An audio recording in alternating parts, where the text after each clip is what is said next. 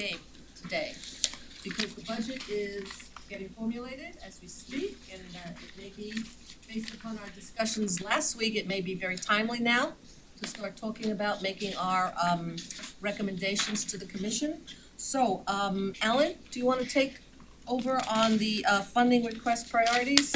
Okay, Have they changed from last month? the priorities haven't, but we did have a discussion with the Budget Advisory Board. Uh-huh. And so I can give you just a couple notes as to what was proposed in the draft budget that they were had seen and where I think we're going on. So I'll start by going through the different funding categories.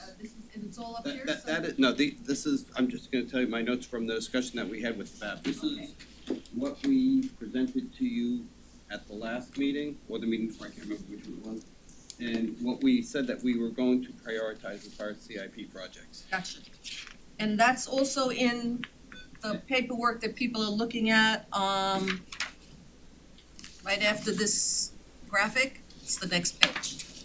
If you don't wanna look up there, if you wanna stay on the pages. Peter, you had a question before you start? Yes, so these CIP requests, are these to be funded out of the general fund, or is this coming from all funding?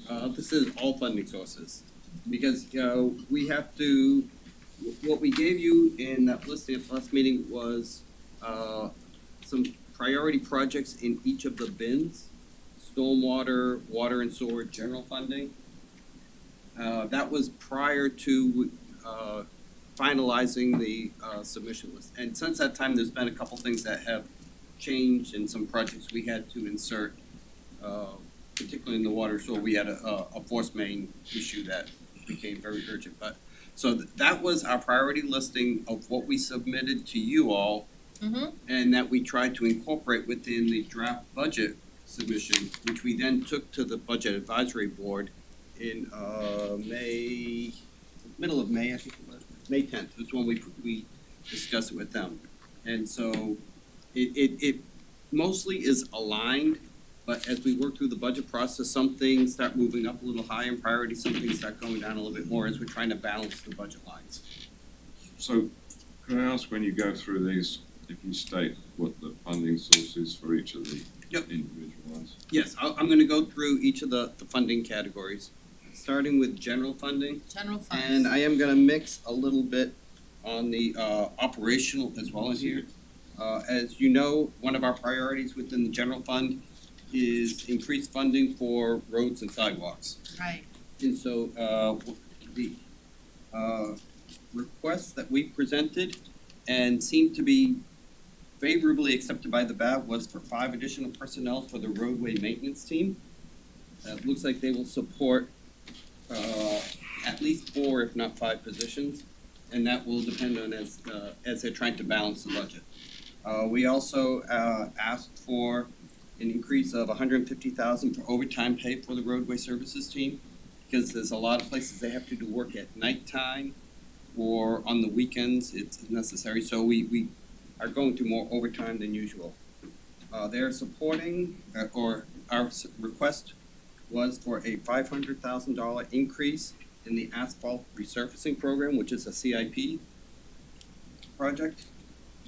And then also a $500,000 increase in the sidewalks and the pavers, which is also a CIP project. So are they on this list? They are not on this list, but I'm going through all the categories. This one here is more specific projects. I'll hit a lot of these projects as well. And this is a $500,000 increase. I believe that the Increase. amount that you originally asked for was $1.5 million. Well, this year we have 1 million in each of those categories, Yeah. and we requested, and it looks like we will be supported to go up to 1.5 million. So 1.5. 50% increase from where we were in FY22. So we got more people power to work on the projects, and we have more money in the budget to spend, Yes. and including a little overtime. Yes, okay, This is and lovely. so that is what's captured in the draft budget that we are formulating right now. And what is do you think this will knock out some of the 3-year backlog? Well, it certainly can't hurt, but It will help, yes. And you'll see that in our presentation on the future agenda item. okay. Okay. And I should say, there's other funding. TAM put in a project for $200,000 for basically creating new sidewalks. And I That's believe new sidewalks. new sidewalks. Ours is the 500,000, 1.5 million now is for maintenance and repair of existing sidewalks. Okay, So that is working together with TAM to try and increase funding in general. We also submitted to do a PCI update for the roadways and the sidewalks, and to do a PCI analysis of the alleyways, which was not covered the last time that we did it. So all of those are within the general fund. Those are within our budget requests. and that's all general funds. Madam Chair, Yes, sir. will we be able to see the designated area for the new sidewalk?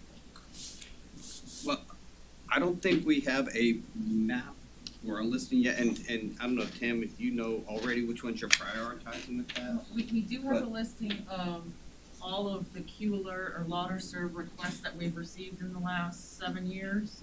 So we would start with those as priorities. And then, as Ellen mentioned, we had a request to do a whole sidewalk master plan. That would then, because those are only ones that people ask for, and we know there's a lot more out there, so then that plan would help us then accommodate all of them and prioritize citywide for future. At the average width of the sidewalk, which is, I guess, about 5 feet, how many lineal feet are we talking about for $500,000? $200,000. $200,000. Or $200,000? Not I'll much. show you an example of one of the neighborhoods. Thank you, Not much. thank you. Well, then why are we talking about more? I mean, we're here to talk about priorities, right? Mhm. And, you know, we all recognize that people have expressed to us that sidewalks and roads and potholes and storm drainage are, you know, right up there on their priorities, even more so than the force mains, which of course they don't understand how the force mains are so important. But, you know, $200,000 versus $500,000 in a, you know, $600 million budget? I mean, why don't we just say, we think it should be a little more? I don't know, what do you guys think? I have, you know, I hate to come back with all these questions, but some of the projects that the county is anticipating, working with the cities, and part of that is streets and highways and roads. Are we tapping into any of their funds to work with whatever little bit of funds that we're gonna have? Because $200,000, you know, you can only pave in front of my house. And lucky my sidewalks is good and not broke, but that's not a lot of money. So as we move down the road, I would appreciate it if somebody from staff will check with the county to see what and where they plan on putting sidewalks. Well, the city has responsibility for certain roadways and the associated sidewalks, and the county has responsibilities for certain roadways and sidewalks.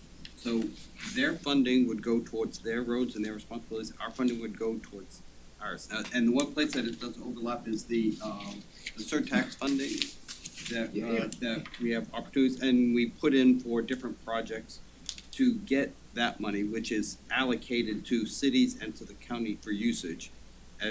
So I think we, However, Is it However- designated funding? we talked about it, the last time I was here, that the county has provided a legal opinion that sidewalks for sidewalk safe are not eligible for surtax funding. Wow, Yeah, see, you go away wow. and see what happens, you go away. We had a large project in there for it, and we were told we were getting it, and then the opinion came down and we were no longer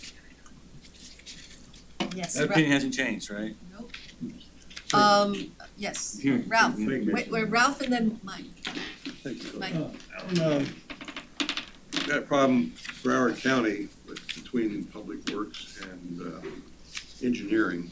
And we came up with a committee that we would coordinate any of the underground utilities that would be putting in to make sure that the engineering folks didn't have their roadway paved prior to setting. so that you don't wanna pave the road and then Dig it up. dig it up to put in utilities. I just wanted to mention, that was something that did happen with Broward County, and I assume that, the city is better coordinated with their, to avoid that situation. We had started to do bi-monthly meetings with the county public works director and his leadership, particularly to coordinate on our projects and their projects. We have a couple water and sewer projects that overlap on county roads, and we want to take advantage of the collaboration. Alan, what budget line is all of these sidewalks and the 5 staff? I mean, how do we specifically reference this this budget item request? Has it got a number, a budget line number or something? I don't have, the CIPs, the asphalt resurfacing and the sidewalks and pavers does have a CIP number associated with it. Yeah.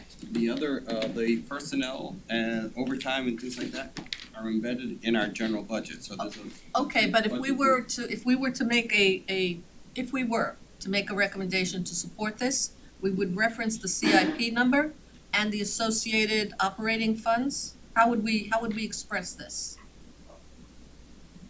I think we can give you the CIP numbers for those 2 projects for the roads and the Mhm. sidewalks. Yeah. As far as the personnel piece and the overtime and material costs, that's all, there isn't a single line item, it's probably over 100 different lines within our portion of the general fund.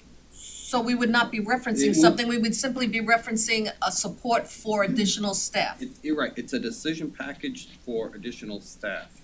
Okay. For the roadway services I team. wanted to know how to say that. Mike, did you have a question? No, Peter? So, I was not at the last meeting, but there seems to be a handout that went to the last agenda that talks about sidewalks, and I'm just glancing through it. There's a page that says outstanding needs, water served gaps, 87 outstanding skirts, 10 miles of requests, 4.8 million. Budget recommendations for FY '23, 200,000 annually to fill gaps, which I guess is the Lauder serve type request, but also 180,000 sidewalk master plan. So,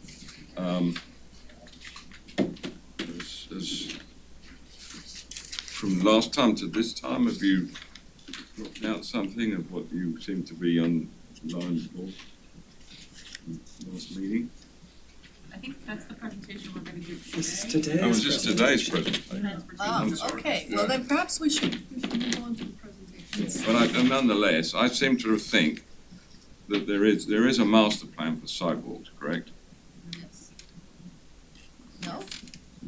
Did we get a presentation for a sidewalk master plan? We've had 2 previous presentations to this group, one last year and one earlier this year, and that's when we addressed the sidewalk, repair program. Oh, the repair, it wasn't for Repair new or- sidewalks, it was the repair, got it. And we discussed live. And at that time, you asked about some of our unfunded requests or needs, and that's where Tam and Public Works, we worked together to also bring up some of the missing connections to your attention that needed future funding that we didn't currently have.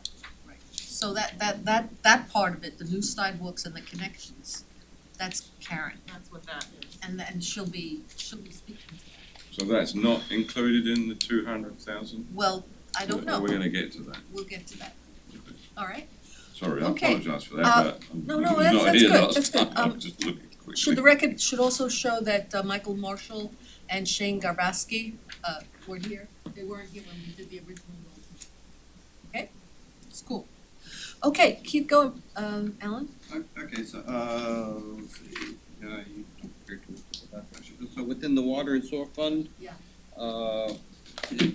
First thing is we did, request one additional position for a, senior systems engineer. That's an IT person to look at SCADA systems particularly and make sure that we have, better security for cyber threats. We talked about last month. Yes, well, that's And that would seem to be very well supported by the budget advisory board as well. excellent. Okay, there was a lot of increases in our water and sewer fund due to increased costs, chemical costs, cost of materials, and so that is reflected throughout the budget. And I can go through a lot of lime softening chemicals, 300,000, equipment repair and maintenance, 225,000. Just a lot of stuff like that. The main decision packages that we put in there, the first one was for a kind of small dollars, $81,000 for Broward County variable density model. They're redoing the modeling of the salt water intrusion line and how it will impact our wells. And so we have a lot of concerns about impacts of salt water into the water system. So some money to go to working with the county for that modeling effort. That will be a joint effort with the county? With the county. The county actually will do the lead, but we will be paying for a portion of that.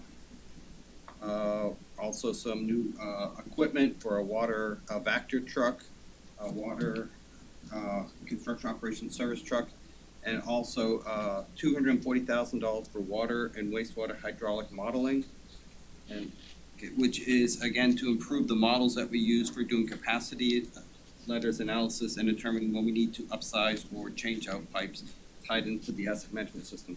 Within the CIP portion of the water and sewer, the projects that we had on this list, the Northwest 13th Street 24-inch force main, there's some changes in the amount of money, but it is in the budget for FY23.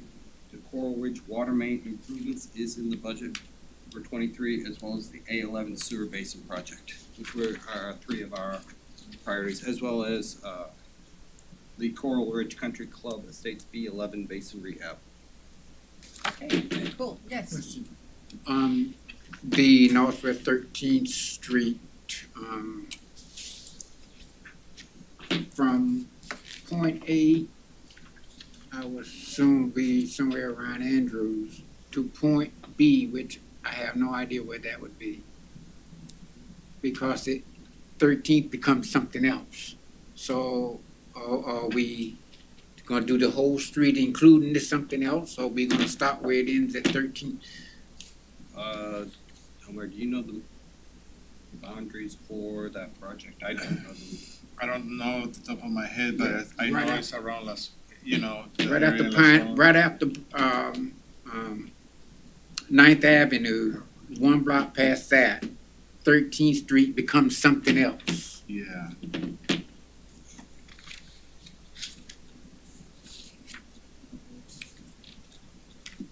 After I Ninth, think it right? runs all the way around to Chateau Park Drive.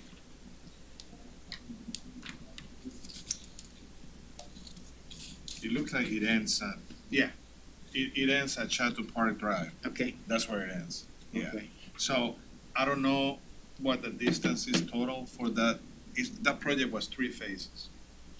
And this is the second and third phase. Phase 1 was already done. So we can let you know the exact footage of that. Peter? You And then have the, James. under central region, you know, the effluent 54-inch Yes. force main. Is that's carrying treated wastewater? Treated wastewater from GTL to the well field where the injection wells are located. Which is very short distance. It's a relatively short distance, but it's a very complex project because the pipe goes basically out onto the main road in front of the convention center and then down around where all the oil tanks are for the port and then into the well field. So as we are trying to put in a new pipe in this area, the county has a lot of other needs for that roadway, and there's a lot of conflicts that we have to work through as well as dealing with the port and the oil infrastructure. But if anything happens to that now, it's not raw sewage, right? It is not raw sewage, but if anything happens to that pipe, basically everything processed through the plant has nowhere to go. There's one pipe that connects to the injection fields. So we're not doing a redundant pipe, we're just fixing the existing pipe. No, we are gonna be putting in a new pipe. So then we'll have redundancy. That gives us that redundancy, yes. This pipe, if I may Yeah, ask, certainly. um, is this kind of an emergency type of thing for an outflow, or what exactly does this pipe? Okay, it is part of our consent order, first of all, so I should say that, so we do have, but it is, it's not the emergency overflow that, this is to go for normal operations to connect from the plant to the injection wells. 5 of the injection well. For those of us who don't know where the injection wells are, where are they? Where are the wells? There are GTL, there is a field on the, I think it's on the, South of the plant, if I recall. yeah, it's south of the plant. South of the plant. It's behind Total Wine. Total Okay, Wine. that's the way the wells are behind Total Wine? Something Great, everybody can relate to. great, all right, now we know. Yes, James. Alan, regarding this senior systems engineer position, within the organizational structure of the city and your department, is that position only under your department, or is there an IT department that falls under, where there's some joint responsibilities, or how does that work? It is a position that we will fund and will work for us at our areas, but completely will fall underneath IT to oversee it. Because I don't know the first thing about computer systems, our people don't. So they have to fall within the IT infrastructure of our structural organization. But it will be dedicated to working towards us on our plants and our SCADA systems, which connect all the plants. That's the appropriate way to do it. And also it gives the opportunity maybe for some redundancy of personnel within the IT department, because someone else could learn that, or be friends with, or buddies or something. Yeah, yes. Right now, we don't have anybody, and because we are a utility, we can't just go and get somebody from IT to go and do this type of work for us, because of, issues with charging against the right fund sources and all that. So we agreed that this is a full-time person for us that we need to have, and they support it. It's our number one ask when it comes to personnel. Okay, I just have a quick question about the saltwater intrusion into the freshwater wells. Mm-hmm. The new treatment plant, we're chugging along on a, what's the first thing? Comprehensive agreement. But, well, before the comprehensive, what's, We already done with that part. you've done that, so they're working on that. My question is, we were doing a lot of studies on the wells prior to this whole decision about the water treatment plant. And since we are still gonna be responsible for the wells, okay, what's the status of all that work? And how does that, jive with what they are doing? You wanna explain that, right? Well, we still will own and be responsible for the wells, but part of that is knowing what type of water you're drawing out and making sure that you're putting something in that the plant can treat properly. Correct. So as we are working through the comprehensive agreement, we spent 2 days last week working with the P3 team to make sure we have very clear understanding of what it is our responsibilities are and what their responsibilities are for receiving that water and then how they'll process it. And it gets very technical as far as the water standards and how it has to be processed. But that will all be captured in the comprehensive agreement when we finally get it together. And which is gonna be a few months from now. Yeah. Because if you recall, our concerns were the quality of the water, control of the asset, yada, yada. So this speaks to the quality of the water, Yes. which is very important. And so we can't change the quality of what comes up out of the wells. Whatever it is down there, it is down there. Are we responsible for doing some kind of pre-treatment before we even give it to these guys? Or do they have to take whatever we give them? So going back to the wells study that Ralph asked last time, there were 3 phases, right? Right. We're done with phase 1. Right. Phase 2, we just signed an agreement with the annual consultants to do the study, so we're gonna continue with phase 2 and phase 3. So that should be done by the end of the year. A complete well study, which is gonna tell you what kind of maintenance you need, the shape of the well, if there are any cracks on the casing, all that. They're gonna run videos, they're gonna do all that. So that should be done hopefully by the end of the year. Talking about the salinity, It hasn't changed in many, many years, so we still have no salinity in those wells as detected now. But the seawater intrusion that Alan is talking, that's for future modeling. But at this point, we haven't gotten anywhere. Okay, but at some point, we will have finished all of our studies on the wells and we will know if we have to spend money to reline them, re-drill. Clean them, whatever. Right, and that will be our responsibility, so I'm glad you're talking to the people who are gonna be doing the water treatment plant, because I can foresee a real problem where they say to us, well, you gave us garbage water, what do you expect from us? And we did have a meeting, like Alan said, with them last week, and they're aware. So could you keep us in the loop on how that's going, because that speaks directly to our concern about the quality of the water? Yes. Peter and then Ralph.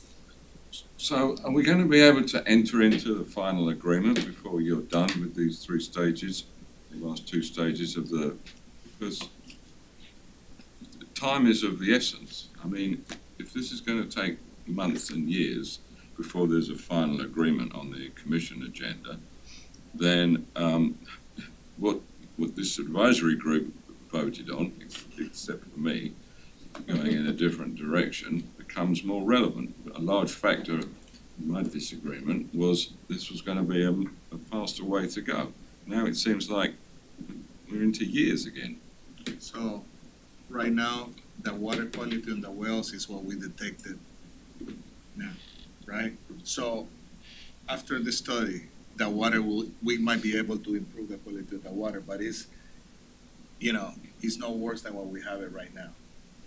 So, with the company, the bid on the water plant, they understand the composition of those wells, the water-wise.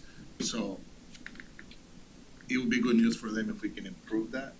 But as it is right now, they did the design based on the water quality of the wells. So they, in theory then, they should be prepared to enter into a final agreement before all this analysis is complete. And I would hope that that happens, or else it's going to go slower rather than faster. As part of the interim agreement that the city approved a month and a half ago, they are setting up a small pilot project at 5 Ash to do some testing of the filters and the technology that will be used, and then making some adjustments based on the raw water that we're currently receiving. So they are looking at it as far as what the current water is and how to adjust their plan to make sure that they're treating it appropriately in their designs. But it's their obligation to adjust their plans, given their bid, Yeah. to deal with the water, whatever water we have. I don't wanna come back and then find that there's something on the agenda that says we gotta spend $3 million, to give them better quality water so that, they can do their thing. Ralph? They just confirming the water that we give them. They're That's gonna it. take their own sampling and say, that's the water you get. Okay, but if something happens, and I'm sorry to beat this one, but if something happens to that water quality, that's beyond our control. I mean, who knows? It caves in or something. What is our obligation to them if they have to do extra cleaning? Keep that in mind. That is part of what has to be captured in the comprehensive That's what I'm agreement, saying. is exactly what are the parameters of what we will deliver to them, Mhm. and how do we, in this partnership, deal with it when those conditions change. Thank you. So Right. it has to be captured because it's a legal and a financial responsibility discussion. And so we don't wanna wait for something like that to happen to start negotiating terms. Yes, that's good, that's My, excellent, yes. my Okay, Ralph. concern was on the analysis of the Prospect well field. Is it going to include the Peel-Dixie well field? No. Okay, They just are strictly within the box of Prospect. okay, and so therefore, the wells, I think you have roughly, 35, 36 wells? 39? Something like that. I was counting on my fingers, so I apologize. When they develop the wells, what they do, and this is for the benefit of other members who may not be that familiar with it, what they do, they go down and they start taking pumps, and then they determine where the best production zone is, and they'll where there's probably less iron and stuff like that. And then they back flush it to create a cavity down there for the well to operate.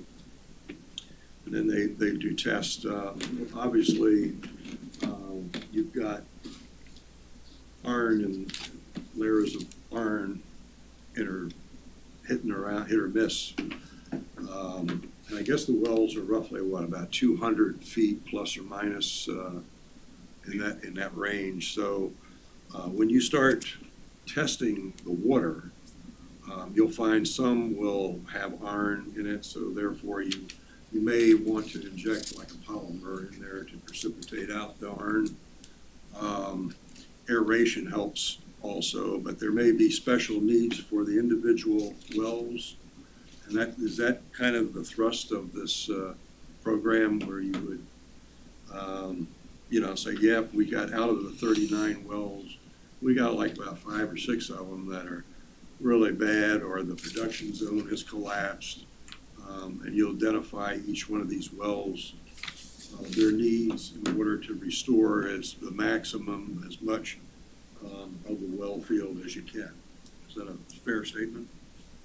So sometime in the future, we should be seeing a request for a budget line item to deal with whatever you need to do to keep and improve the wells. But we would have done that regardless. That would have, we would have done that. Okay, I'm sorry to have diverted this into wells. So why don't you continue? Okay, I think we already hit the general. Highlights? Okay. GTL fund, and really that, most of the increases in that, it's just associated with the R&R, and there is one additional person, an additional maintenance supervisor for GTL is in our budget. Everything else is really just associated with increased costs in there. I'll get into stormwater next. Yes, We please. do have one additional person in there, a stormwater operations supervisor, we requested. We have a lot of increases due to inflation, but I do want to highlight a couple decision packages enhancements in there. One is $280,000 for the Melrose Park stormwater drainage system. That's an area that had extremely bad flooding 2-3 years ago, and so they've done a lot of work on cleaning up and maintaining that system, and this is to have dedicated funding to continue doing that effort. Isn't Melrose Park one of the 7 areas? It is not. No, so this is prior to getting into the program.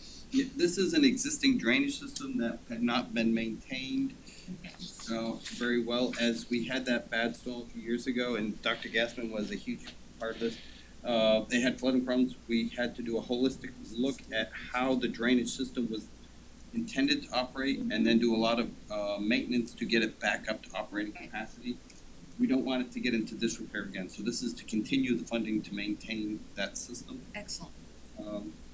There's $112,000 for the River Oak Stormwater Preserve. That's a new part of our stormwater system that came on board, so it's dedicated funding to maintain it. And then an additional $475,000 for the stormwater contract. This is those small pinpoint repairs, smaller dollar ones that we do.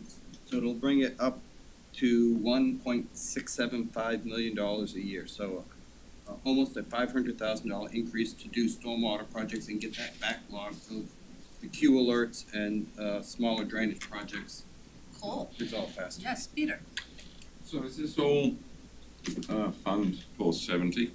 This is Fund 470 for stormwater. So is any of 470 come from the stormwater bond? No, the stormwater 470 is where we receive income and outcome. Yeah. The stormwater, it does help to pay for the stormwater bond because we have to pay for those, pay it back. Yeah. But This is not. the bond is $200 million for those 7 priority neighborhoods, plus Melrose Manors was added into that.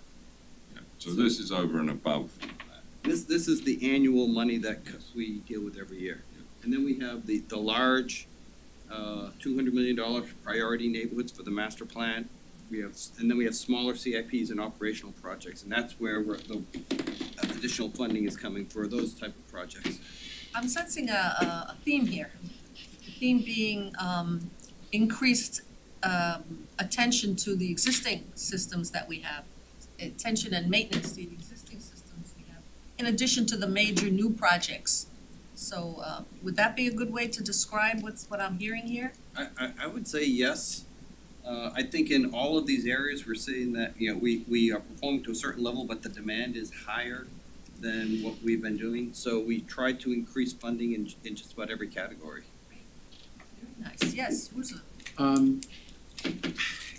You talked about a lot of money here, some small and some large, and some very large. Is this money, is your wish list?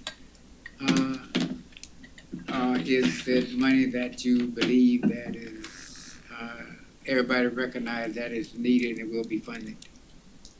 In general, yes, and To which to all of them. And I would say that, when we presented to the BAB, they were very receptive with everything that we presented to them, and it seemed like they were very willing to support all of our requests. However, they have to then compare it with all of the other departments and figure out what the balance is, bring it to the commission, and then they get to debate on it and make some changes over the budget cycle. So, I won't be able to tell you for sure that any of these get supported until the budget gets approved in September. But the initial impressions, talking to the BAB, is that they recognized the needs that we presented and they supported the additional funding that we asked for. Then Madam Chair talks about support. It seems like you're gonna need a lot of support from this committee. So how can we best help you? I think you are already doing it by asking these questions, and then when you talk to your individual commissioners saying that we need more funding to repair roads and sidewalks, that we need to do more for flooding, which is what we're trying to address here, that we need to do, continue the level of support for the water and the wastewater projects. And in general, water, wastewater, and stormwater, we control internally. We don't have to compete with any other department to spend water and wastewater funds. But in the general fund is when we compete against everybody else. So that's probably the greatest challenge, because you have more people who are fighting for that money. I can always say we need to reprioritize this project, and this force main project is become our number 1 priority. And we just did that, where we had a pipe on southeast 15th Street that, a force main that broke. Ah, yes. And Yes. and so we said, we can't wait another year to get it into the budget cycle. So we pulled that forward, and it will be fully funded in FY23. That's within my control. What's not is the general fund. Okay, so this sounds to me, Roosevelt, like a communication to the commission. In addition to all of us calling up everybody and saying, hey, Mhm. but I think a communication to the commission, just saying exactly what Alan said, that we support increased funding. What were the words you used? We're supporting increased funding in the general fund, In the general In the fund. general- In the We have to general be fund. specific. be specific, for water, but Well, we'll figure out how to say it. We'll say it. our funding requests are generally in terms of roads and sidewalks, Roads and sidewalks. which is, you all know the condition of them, and we could keep one money, and bridges. Okay, And again, in bridges, we already had them in the program, so they're continuing to support what we had already asked for. so we don't really need to kill ourselves over bridges, because everybody's in agreement on the bridges. The bridges are in the capital program, and those have already laid out over the CIP. But the increases that we really needed was for the road and the sidewalk maintenance programs, where they increased in both cases by 50% compared to last year. But it was more than just the roads and sidewalks, it was the stormwater maintenance projects. Again, the stormwater maintenance projects is within our control, but what we did is we prioritized more into those operational capital projects in this year. But again, nobody else uses stormwater funding except for Public Works. So, Alan, are you able to say off the top of your head what the total of your general fund request is financially.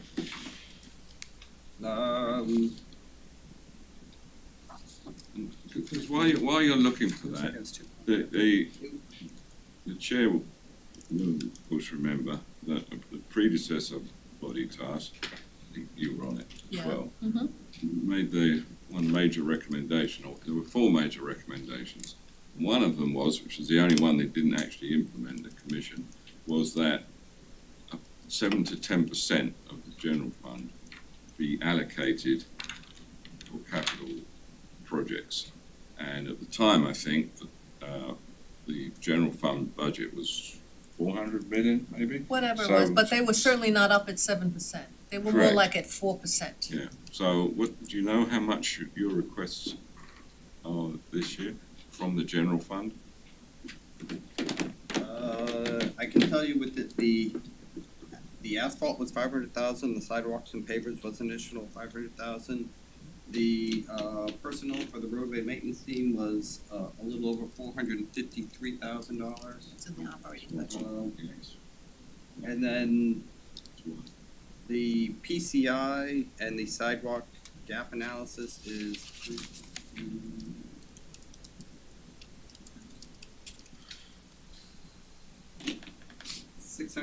$690,000 for all of those combined. Yeah, but Peter, I And think then that's within the more. CIP, there's a number of, Well, the bridge, isn't the one bridge here to be funded from the general fund? yeah, bridges are funded from the general fund. And that's a new request, right, or a brought forward request? Well, but the bridges that we have in here were already in the program. So we're not asking for something new. Yeah, But the 13th Street Bridge, have we seen that one? Well, why is that? It's in there right now, so we had requested it and it is in the program. Why aren't they all in there then, if you see what I mean? I've seen a list of bridges, you've just got one here. The 13th Street Bridge. Oh. On this list? Yes, on the list on the Because- board. Yes, because you asked me to give the top 10 projects, so I only gave you 10 projects. Mhm. That's why. But if I, There is more that is in the budget that we are asking for funding on. Well, I'm trying to talk to the chair's point about somehow supporting you in these points. And in the past, we've been highly agreeable to the idea that more of the general fund should get spent on public works capital projects. I'm trying to think of how we would make a motion to support you in these requests.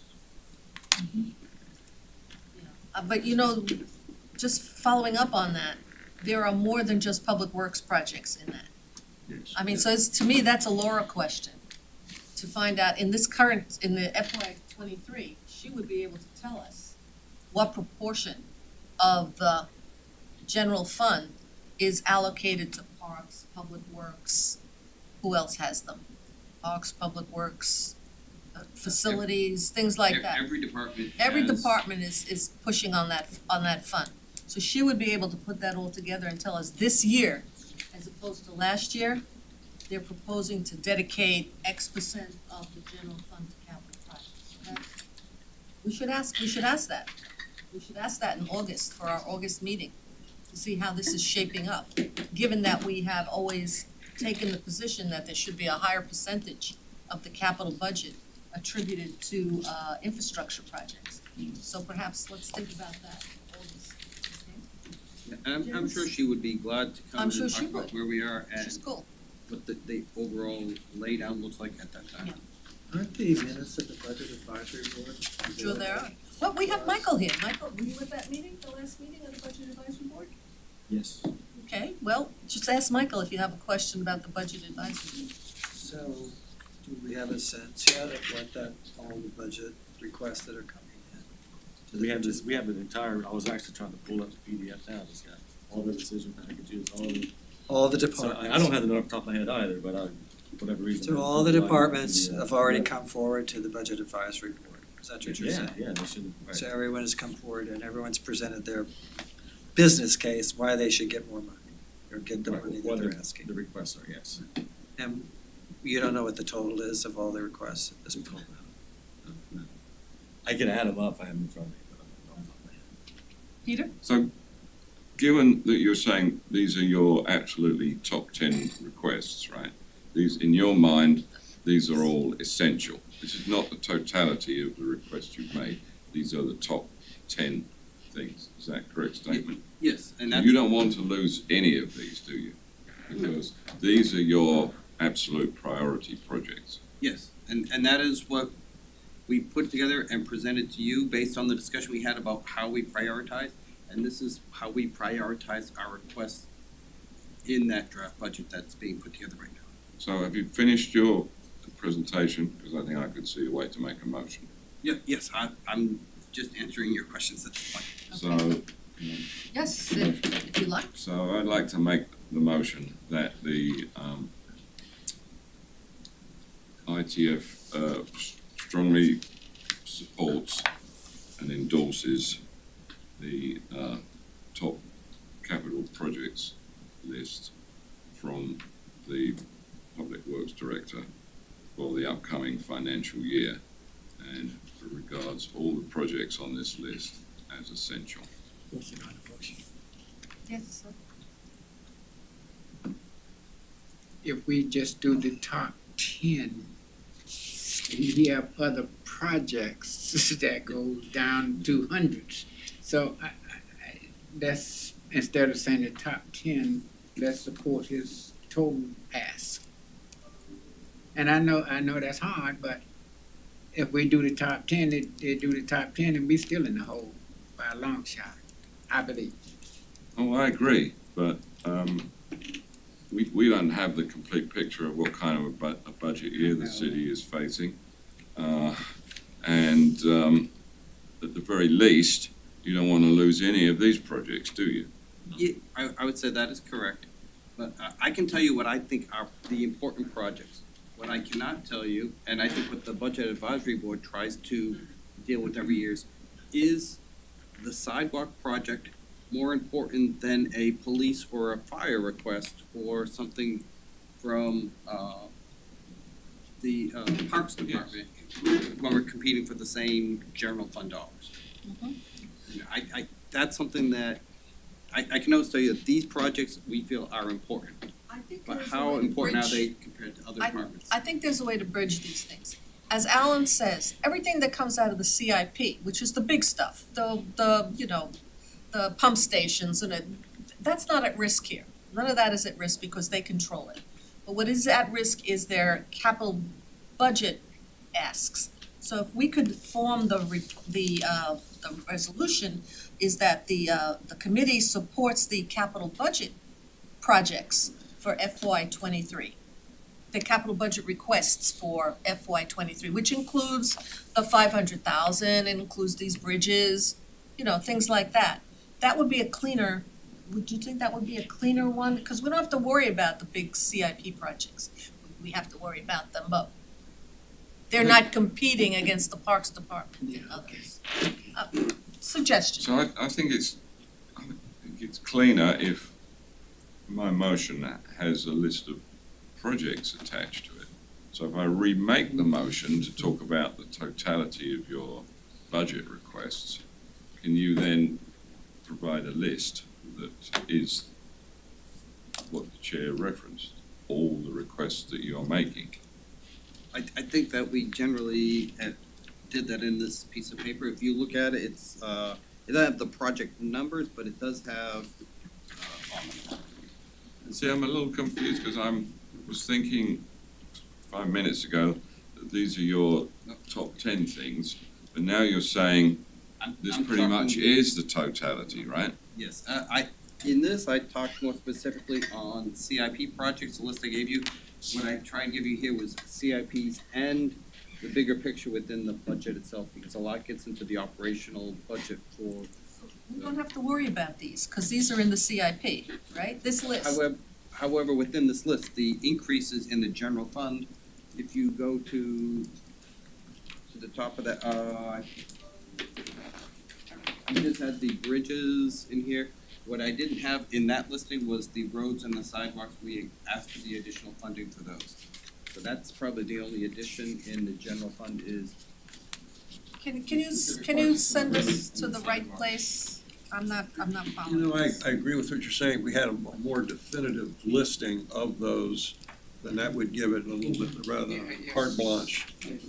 Okay, we could put that together and bring it to the next meeting We with, don't have another meeting till Yes, August. exactly, so we need to do We this. need to do this now. Because this is in negotiations, and I've been in those negotiations, and I know exactly how it is.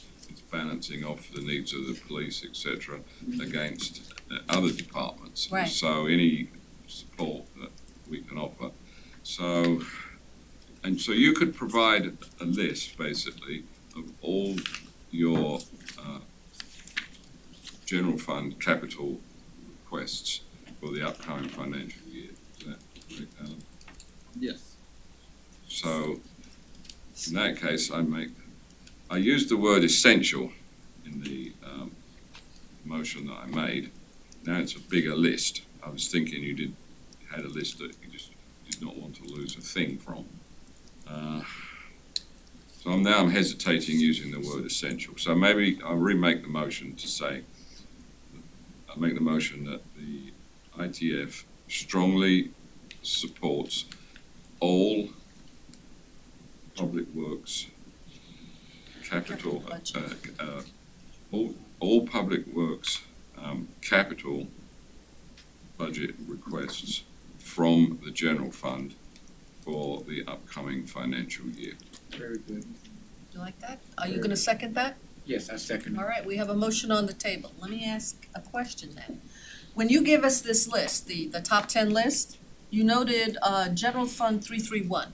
That's the fund that we're talking about, right? Yes. Okay, so we could, if we wanted to be specific, to General Fund line 331. That's where Yes, these things are, plus these additional sidewalks. So if you were to Yes. write this list up again today, you would be adding to this subsection 331, right? You'd be Yes. adding, yes. okay, so then I'm Yes. cool with that. Because I think you said, Alan, that in these other categories, you're not really in the same fight because it is a dedicated stream of money, correct? That's correct, yes. And I like that motion because it's broad enough that it includes, if something comes up again and he says, well, we need another 200,000, it's in that category, it's in 331. So I like. Anybody have any other discussion on that resolution? Would you like to repeat it? Can we repeat the resolution? ITFC strongly supports all public works capital project requests from the general fund for the upcoming financial year. Beautiful, in my opinion. Any discussion? Just to answer his question about the linear feet on Northwest 13th Street is 19,625 linear feet, about 3.7 miles. So it goes from northeast 16th Avenue all the way to one block east of our line. So it's a long pipe, it's 300. Stop it, easy. Okay, ladies and gentlemen, can we are we ready to vote on the motion? Yes. Okay, everyone in favor of the motion, say aye. Aye. Anybody opposed? No, okay. We will send that as a communication to the commission as soon as possible. Thank you very much. So Alan, are you finished with your presentation? Yes. Okay, let's move on to the next order of business. Catch basin cleaning schedule presentation. Anybody gonna be doing that? Thank you. Who's got control of the? Nancy Gassman, Assistant Public Works Director. The request was, is there a schedule related to catch basins? So what you have before you is a quick flow chart of how we go about managing and maintaining all of the inlets throughout the city.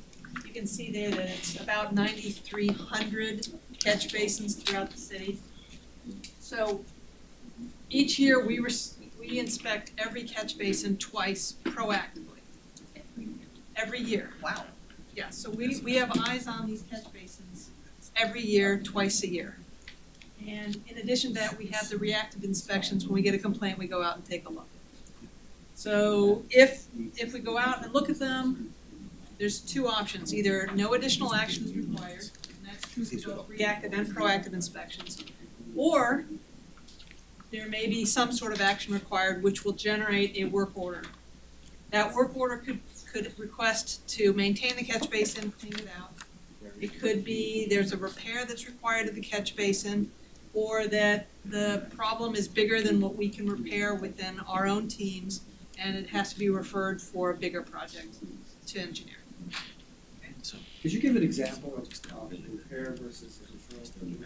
So a repair could be that the apron around the grate is cracked. Okay. And we'll go in and we'll fix that, or they may drop into the catch basin, there's a crack in the catch basin, that can be repaired internally.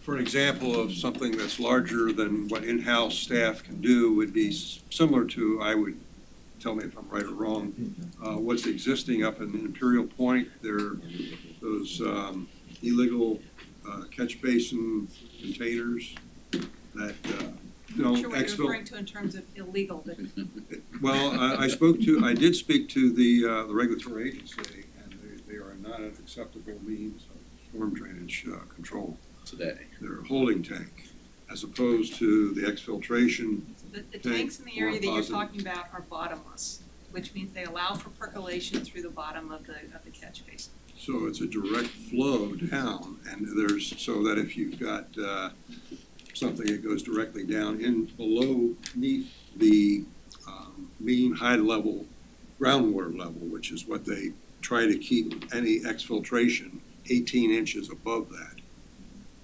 So that's something you might want to look into, because on the exfiltration type of trenches where it goes out from the catch basin, it's higher up, it's like 18 inches higher than the mean high level groundwater level is. Of course, that's constantly increasing with our, which is a problem, but so that, and then you have the slotted pipe and of course the rock and the fabric around there so it can exfiltrate out and percolate down. You cannot go down directly and let it from a bottomless storm drain structure and let it go down there, because it allows anything heavy stuff to get down there. It won't, usually water is heavier than gas and oil, so that usually goes down there, but other stuff that may go down could essentially contaminate the groundwater that we have. So that's something to check. That's not accurate. I said that, Ralph. That's not accurate. You can't discharge into a well or discharge into a body of water without first treating it. But you can go into, perking through the bottom is the same as perking through exfil trench. It's you can put the rainwater into, let it sheet flow off the road into a swale that's got an invert and it can percolate down, but you cannot. And I've it's not me. It's the regulatory agency that I spoke with, because I was wondering if the holding tanks were at that time, and they said no, they can't have a holding tank and you can't have direct down into the from a catch basin. Into a body of water. Let's not get off track, but I think you might misunderstood what they said. I don't. I deal with them every day. I've designed them with regulatory. You guys work it out. Yep. My point here, I my don't wanna get concern, things, but that, I guess that needs to be looked into by the city. Because I've designed them, I even designed both a combination of exfiltration and positive drainage. Where the excess is going, but that would be my concern, is to make sure those are not in violation. So to Mr. LeBray's point, if we have to completely replace the catch basin, or there's problems with the attached piping that are too big for our own crews to handle, then we'll refer it up, especially if it requires some sort of design aspect. I mean, we can replace a simple stick of pipe, we can do a certain amount of work on the catch basins, but if it becomes more complicated than that, we usually refer it over if it requires design to ensure that we're providing the level of service that is needed. So how many human persons does it take to look at 9,246 basins twice a year? You got enough people to do it? When we are fully staffed, the answer is yes. And are you fully staffed? We are not. Well, why are you not fully staffed? We're having a very difficult time both recruiting for staff and retaining the staff. Really? It's not a question of money, it's a question of recruitment. We're having a hard time getting people to apply for these types of positions. Wow. The city in general has a very high vacancy rate right now. Public Works is, I think, on the higher end of the city based on salaries and availability. It's a very low number of people out there who have skill sets for government service, and the cities are all competing for the same people, so it's a challenge. Now, one of the critical features that we need in these staff are that they have CDL licenses. And right now, CDL licenses are very marketable in just about every industry. They're looking for people who have CDLs. CDS is what? CDL is a commercial driver's license. Oh. You gotta have a driver's license, a commercial driver's license. Commercial driver's Yeah, license, yeah, you yeah, have to be I able know. to drive the big trucks. The trucks. Yep. Okay, So- can I ask you a question about the basins? Uh-huh. We have a number in my community, they're not the fancy ones like this, but they're in the swale and they're just a grate. Do those belong to the city or do those belong to the property owner? Generally speaking, any grate that is in the city's right-of-way, Yeah. and the swales generally are in the city's right-of-way, those belong to the city.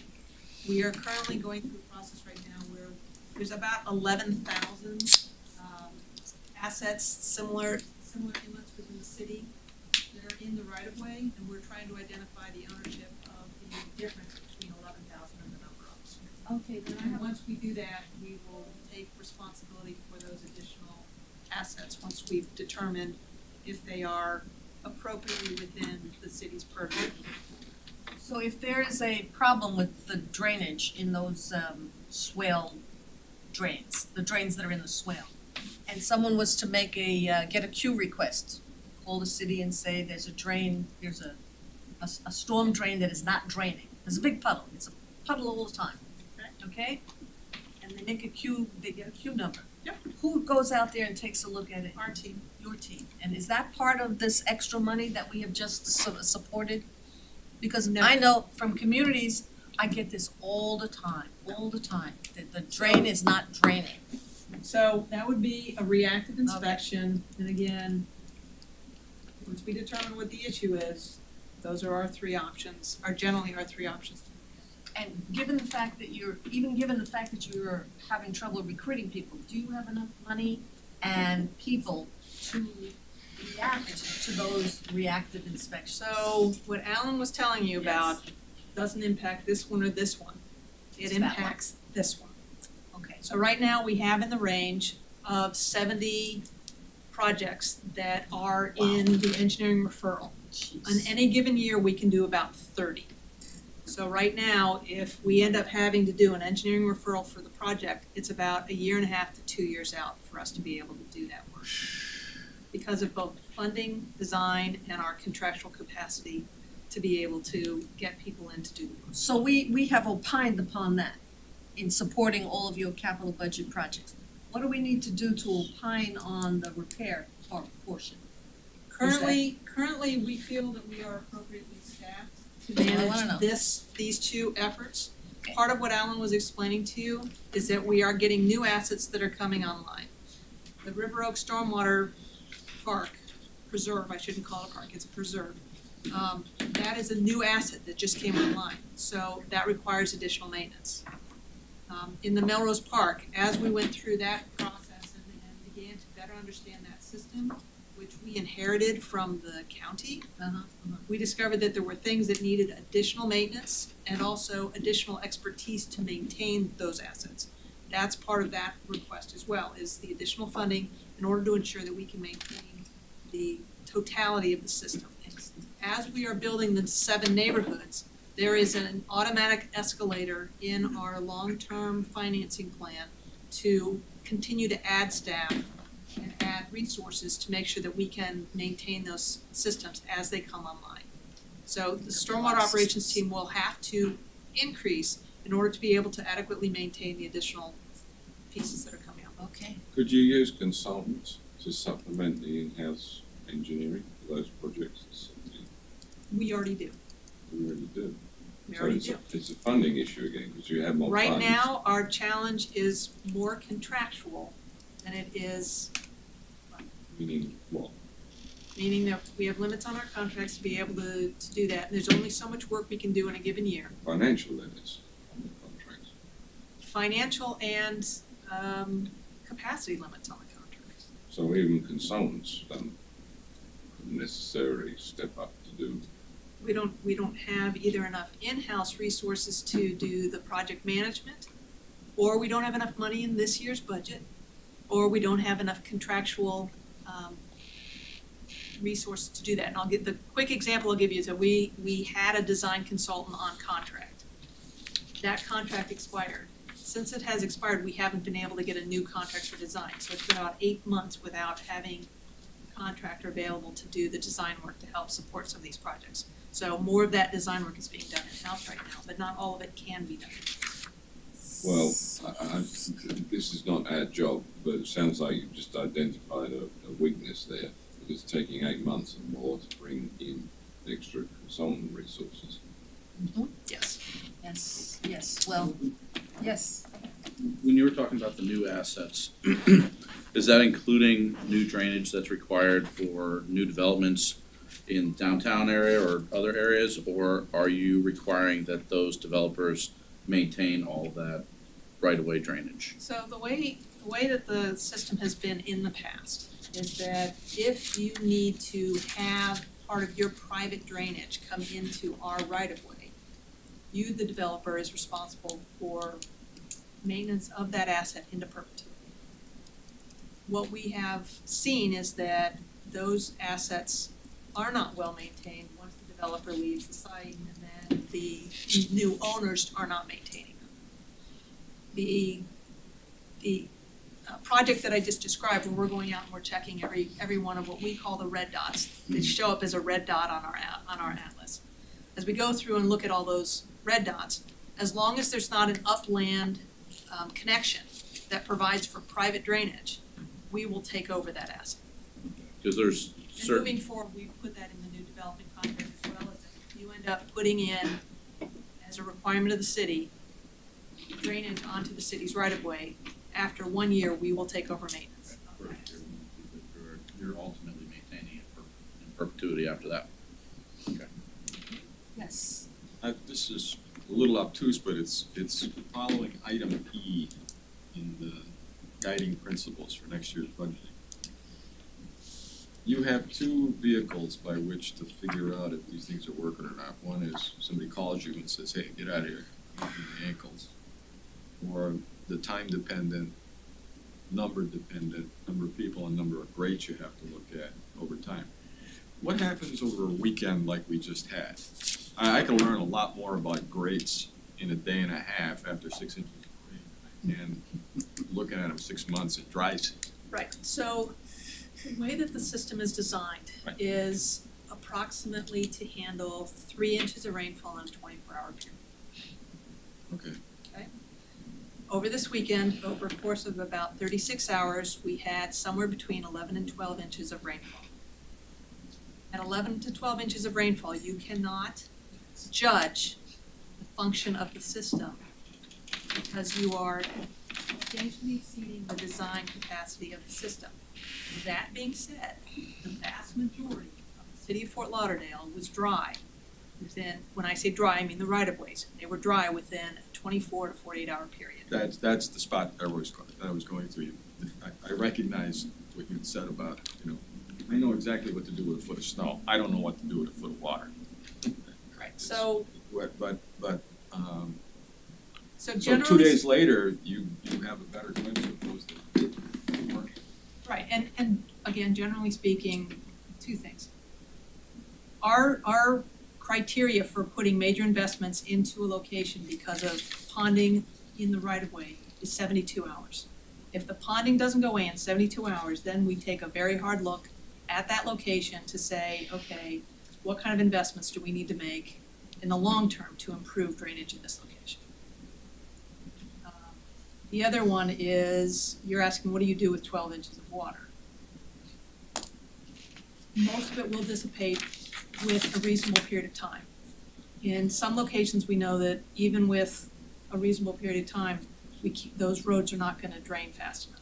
And so we have been deploying assets, both contractual and in-house assets, to remove water to reveal the crown of the road in those locations where we're having water issues. Peter? So a big picture on this, Gassman has come here probably 3 or 4 times over the year to told us about extraordinary amounts of rain, design standards. And I think that it's time that everybody took a hard look at their design standards. Because obviously these extreme rainfall events are more frequent. And part of the equation in that is that we apply these design standards to developers as well. Like the city, they may also be behind the 8 ball. So when we entered into the Stormwater Master Plan activity in the 2016 timeframe, the aspirational goal was for the core neighborhoods, there's 7 core neighborhoods that we were targeting. The aspirational goal was to provide a 10-year level of service rather than a 5-year. Where we could achieve that, we designed for a 10-year level of service for future conditions. So with more extreme rainfall, with sea level rise, how can we design this location to meet a 10-year level of service? Again, we weren't able to achieve that with every location because the cost at some point becomes astronomical. But for the most part, we were able to achieve a minimum of the 5-year level of service for future conditions in all 7 neighborhoods. That's the city looking to do better. That's the city. But you also have a whole other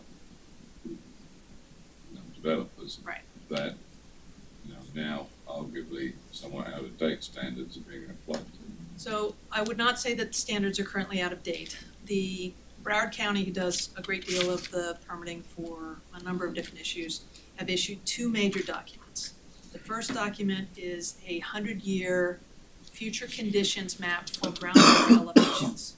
So they're saying, based on the future groundwater elevations, you can use this type of infrastructure in this location, and you can't use this type of infrastructure in this location.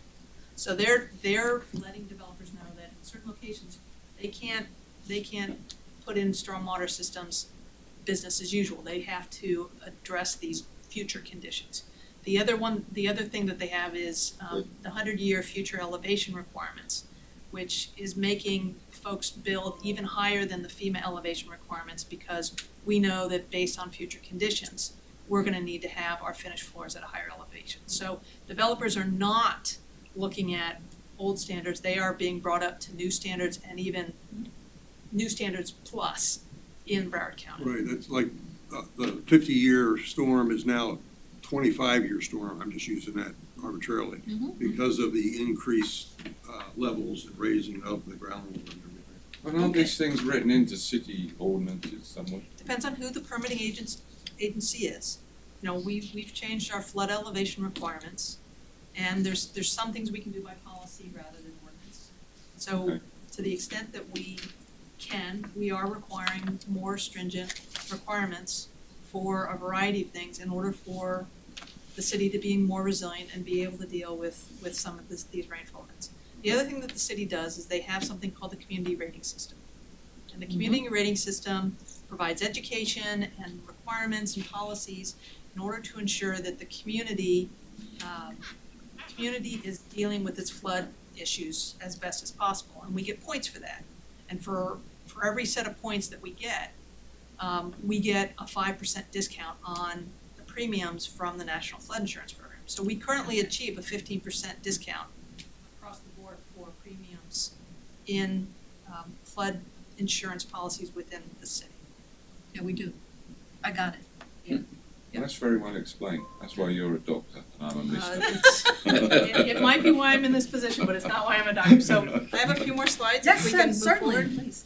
So, This is good news. we have something called the Stormwater Proactive Inspections Dashboard. And what the dashboard tells us is where we are at any given moment. So this is the inspections from February to June. The reason January's not there is that after every set of inspections, we have to rectify reconcile the database. So we'll spend a month or so not inspecting while the database gets reconciled. So this is essentially from the beginning of the year. Okay. And what you see here is that 2,800 inspections were performed, determined that 21 of those basins need to be cleaned, 9 need. The little red dots are where they need to be repaired or cleaned, they need service of some sort, and then the green dots are everyone that's been inspected. And we go section by section, I was gonna ask that because that's question. the most efficient way to do your inspections. So the entire city will get covered, we'll reconcile, then the entire city will get covered a second time. Okay. Okay, next slide. In addition to these inspections and planned cleanings that are associated with the inspections, we have special projects that we do in order to improve waterway. An example is improving waterway quality purposes. So we just cleaned every city catch basin in the Tarpon River Basin. So that was done not because of inspections and not because of complaints, but in order for us to do a comprehensive cleaning in a single basin. So there's a number of projects that we have where we'll go through and do comprehensive cleaning. When you went back and looked at it, did it make a major difference in the water quality in the river? We continue to monitor Yeah. in Tarpon, but the thing that we're mainly monitoring at this point in time is bacteria. Uh-huh. And you can't always tell from bacteria levels if your water quality is improving or not. Hmm. So there's a lot of things that we do under the assumption that it will make a difference, but we're not always able to determine if it's tangible, whether you can really see it or not. Okay, but is the river cleaner and clearer? Those are different parameters Yeah, than what we're right. currently measuring. So I should ask the people who live on the river if it's cleaner and clearer You now could that certainly they've been- ask their opinion.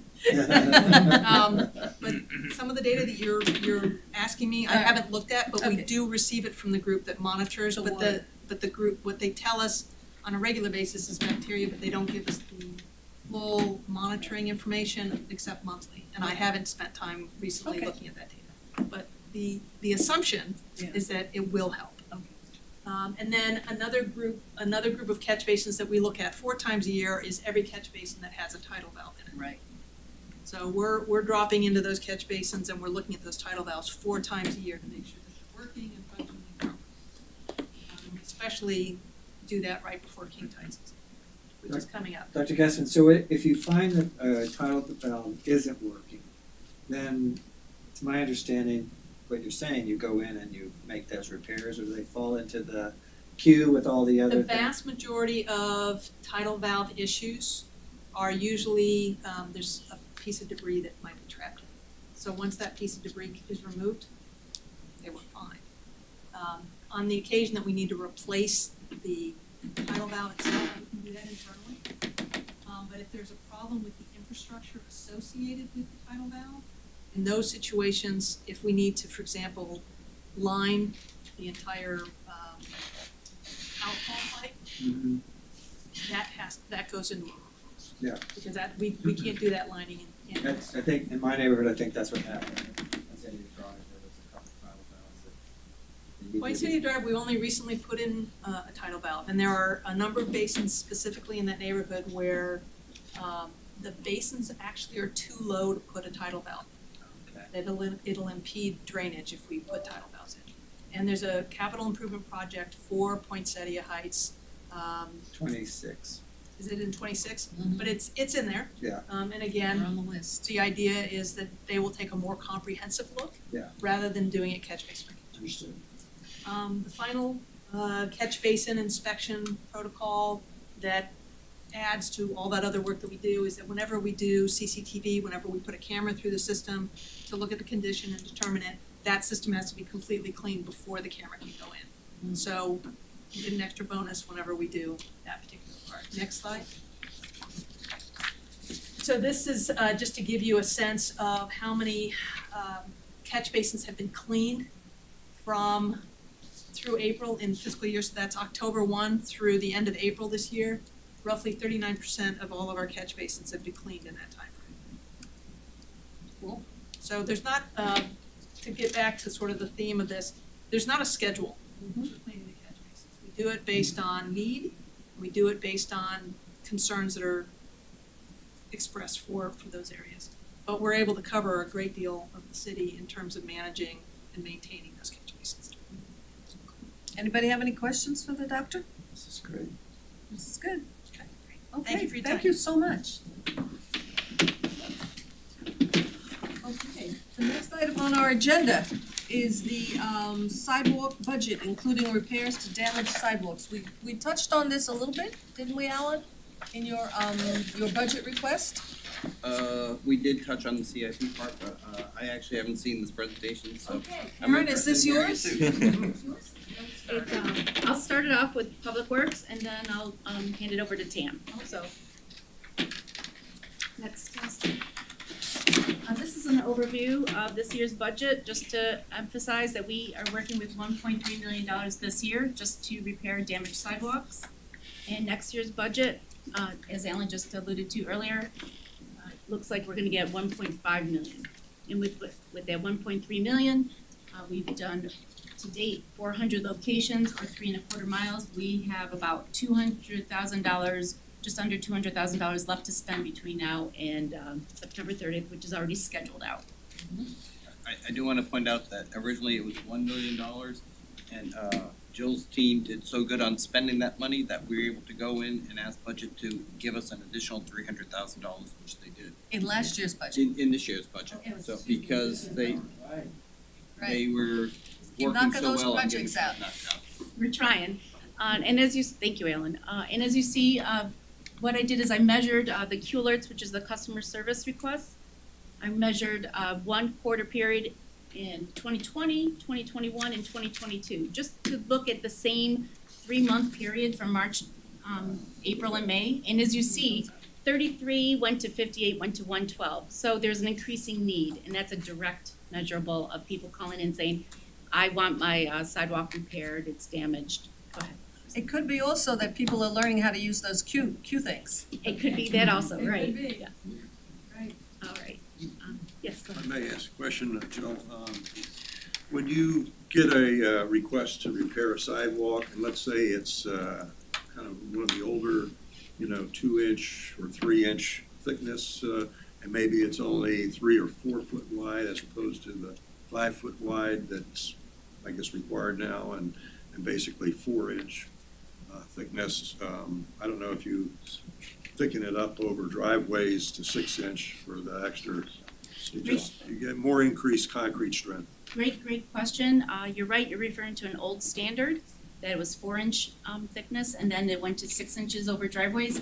Now our engineering standard is 6-inch thickness everywhere. Okay. Okay. That's- So, and we are, we're using the engineering standard, we're just replacing existing damaged sidewalks. So if it You're is, not widening it to, only if it's part of a CIP, but this I got this you. presentation we're Repair. going, this funding source only is the annual concrete, and pavers repair. Thank Okay. you very much. Oh, you're welcome. And you can go to the next slide. But, before you go to the next slide, I wanted the one on the ADA ramp installation. Yes. And I know the city is in the process of having to, I guess, revamp the ramps for the bus system. When you are repairing or replacing a sidewalk where there may be a requested bus stop, are you incorporating the handicap requirements at that particular location? If there is a bus stop location, this team will not be doing those areas. Those are typically on Broward County corridors or where there's a. But we do, if we do impact a ramp area, everything is brought up to the current standard.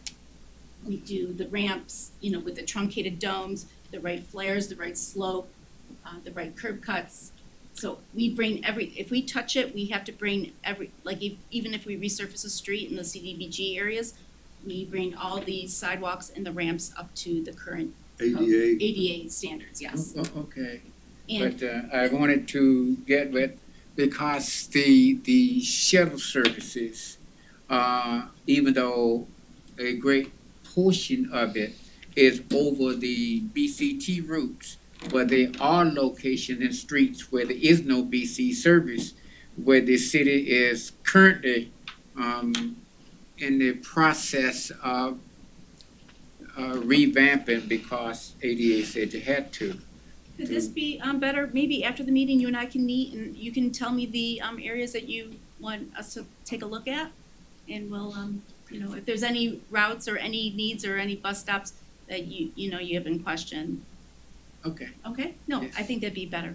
okay. And then I'll get the whole list. I can get with you, Jill, too, that's our Yes. department Between as the well. three of us after the meeting or after we can. Thank Okay. you. Yes, and the numbers up there are just to show you what kind of priority repairs we've accomplished with the funding in 2020, 2021, and 2022, which was the kind of where I looked at the Q alert using the Lauderdale and the customer requests.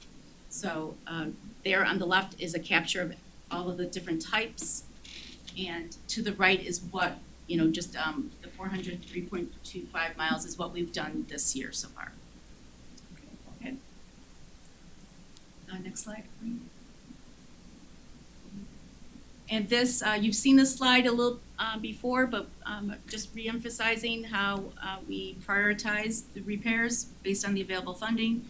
We do commission priorities number 1, 2, and 3 are the vertical displacements and the wide cracks. And then, of course, we also repair any areas or locations that our risk division has told us that there was a trip and fall. When you And- say, I'm sorry, when you say commission priorities, what do you mean? I mean, it's like, no, Joe doesn't call up and say, I need a sidewalk. I mean, he needs. Commission priorities are, we already have maybe a list from the Q alerts, you know, we have pending customer service requests that we have and then maybe the city manager, the commissioner says, we have an event taking place this weekend. Could you please take a look at this block area that we're gonna have a lot of people, and we say, of course, maybe not the block a month ahead, maybe 2 or 3 months ahead. So we make sure we prioritize the events where we have a ribbon cutting or something where we know there's gonna be a lot of people, we wanna make sure it's as safe as possible. So we put that at the top of the list and then take care of that, because it's gonna be, a lot of people, a lot of pedestrians, and then, it's not that it's more important, but it's just, it's to the top. Okay. Because it's a more important need at that time, okay? And then we have some pictures of the type of categories that we address. In category 1 or 2 is where we spend most of our funding on. Okay? And these are just some examples of before and after pictures. Just wanted to show you the next 4 or 5 slides of pictures before and after. And there's the addresses up there to your left, and you guys all have these in your presentations that was emailed to you. Next. Oh, you skipped over Elmond Avenue. This one is on the barrier island, so make sure you're out there and take a look at the nice sidewalk. It's down here at the beach.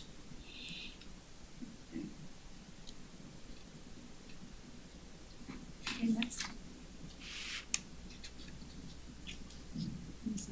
Okay, and now I'm gonna hand it over to Karen. It's me. Yes. We'll come up here. Now we're into new capacity. No. Yeah, so one of the big differences with Public Works and Transportation Mobility and what my department was created for Transportation Mobility is new capacity and new multimodal infrastructure. And we work on transit and ways to get people to and from and all of that. So we focus more on the new, the missing gaps in the existing system, the full corridor needs. We've done large corridor studies, Las Olas, 17th Street, neighborhood-wide studies, but we also receive any of the new capacity requests through Q Alert through the Lauderdale. So repairs go to Jill's team, and then we get the new. As we mentioned before, we have not gotten funding when we compete with that CIP process. There's a lot of really important other needs as well that we've had to deal with over the last few years, so we haven't gotten sidewalk funding since I've been here, but until now that it's being recommended. So we're very excited about that, and we also do master plans and then just driving around as we see it. And as we started talking about, there's a huge need. 200,000 is not going to get us very far, so we really have to prioritize and look through that. We can go to the next slide. So what do we mean about missing gaps? Here's some examples that we have. I took all these from my outstanding list that I have, and a variety across the city with, this is Victoria Park Road here, and there's a sidewalk and there's a street and sidewalk here, but there's no connection, so people have to go through the mud. Just little, like 5 feet connections. This is another Victoria Park at 15th Ave, super busy street, but then sidewalk just ends and people are going through the mud. For that, so, but then this is a little bit bigger, cause to really fix the issue, you have 2 properties here that don't have the sidewalk in between the others. And then Harbordale, and that one by McDonald's, just that one block, and do you wait for development, or do you fill that gap? Okay. But then we have neighborhoods that have great infrastructure for sidewalks, this is Imperial Point, beautiful sidewalks everywhere, but you can't get off the block. I call them the South Florida sidewalk tracks. You can just go around in circles, but you can't get off. So we have a huge need with that. Then Croissant Park, it just ends, just stopped, and there's no connections. We have a lot of those confounding issues throughout the city, not just a block or little pieces, but all the corners too. Okay. The water mains do that too. So we have a huge need. These are just Lauderdale requests, as I mentioned. The people who have reached out to us know how to reach out to us and have asked. They have 87 needs on our list since 2015. And Jill and I got together, she gave me her number, and I did the math of that number. That's $4.8 million just of the outstanding requests that we have. And we know there's a ton more. These are just the people that know. Sure, James? Karen, is there any like federal money or state money to meet ADA requirements? Cause like those sidewalks are just going around and there's no way to get off. I mean, if you're in a wheelchair, you're just gonna go round and round. So how do you get off, get over to the next? And that really gets to my need on the planning side is we need a plan for the new capacity. We really need to, our connecting the blocks plan didn't get into the sidewalk part of it. It was kind of contentious back in 2013. A lot of people didn't want sidewalks, so we left that out. So we really do need, and I'm excited that that's being recommended by the Budget Advisory Board to do a comprehensive all the city plan and really look at what we need, and then we can use that to apply for funds. I understand if a neighborhood doesn't want it. I understand that. But when you've already got sidewalks and you can't get off the sidewalk, or there's sidewalks and then it just comes to a curb and there's no ADA ramp, I'm surprised that the federal government or somebody doesn't come in and say, you've got to bring these up to standard or something. I'm just. I know I'm joking. I think we do have some level of an ADA consent decree. There was a consent decree for ADA, and that already was identified and closed out, believe it or not. And the contract we have now limits us under procurement rules that we could only repair damaged sidewalks. Otherwise, we would be doing those extra segments like you see in Titan, and the ramp is only required in certain locations. In fact, we had a meeting recently, Karen, with the Federal Highway and local DOT, Region 4. So we're trying to explore different ways to tackle this. But I mean, just having awareness and talking about it here is great. And Karen and I worked together for how many years? And this is the first year that $200,000 was even proposed, and we have been working together for many, many years on this. And luckily, part of I don't want to steal your thunder, but you see the sidewalk master plan, we were able to include her sidewalk assessment with my pavement condition index. So when we go to evaluate all those streets in the city, in the right of way, we're also going to capture everything right to the back edge of the sidewalks. So we'll capture everything in the right of way, and the technology is great, so we can, drive down the street ourselves on our computer to see what they see. Ralph, yes, Yeah, I Ralph? was gonna add to Jim's, what happened in Imperial Point was that there was a paving road, and in conjunction with that, they put in the ADA ramps. But they didn't, Northeast 21st Road from 62nd Street up to McNabb. But it was hodgepodge, they didn't do it continuously. So that is a problem. I mean, that's like you're saying. I don't know what the solution is unless they get some more surface paving and get the ADA put in there, and, along that. But it's a hodgepodge situation what we experience. I know what the solution is. The solution is more than $200,000. That's the resolution. Money ran out. Peter? So this 200,000, 180,000, total 380,000, is that within the total request for 2023 that Alan talked about of now 1.5 million? Or is this coming separately from This transportation and is, mobility? it was what we put in, but it was, we're partnering with Public Works on that. It is separate than that 1.5 million. Oh, so there's another 380,000 Right. that takes in This- these? These are enhancements that we're asking to add into the budget. Right now, there is no budget line item for new sidewalks. So this will create a $200,000 funding pot for that specific part.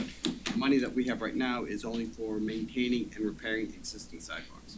So 200 or 380? 180,000 is for doing an assessment of gaps and places that we need sidewalks. And it'll be done in conjunction with TAM, looking at gaps, and us looking at where we are as far as maintaining and repairing them. So that it's additional money for doing assessments. Does that come from, that 180, does that request come from you or transportation and mobility? It came from It came us. from engineering using general funds, and it's a one-time, it's a one-time expense. It's not like an annual CIP where you request money every year. And we also submitted the sidewalk master plan, so I'm not sure how behind the scenes it got put together, but TAM did request it too. That's right, that's right. So let me ask you a question. In that resolution that we just passed, is this captured? Yes. So you can go and say, oh, Infrastructure Task Force said they support this. Yes. Okay. Yes.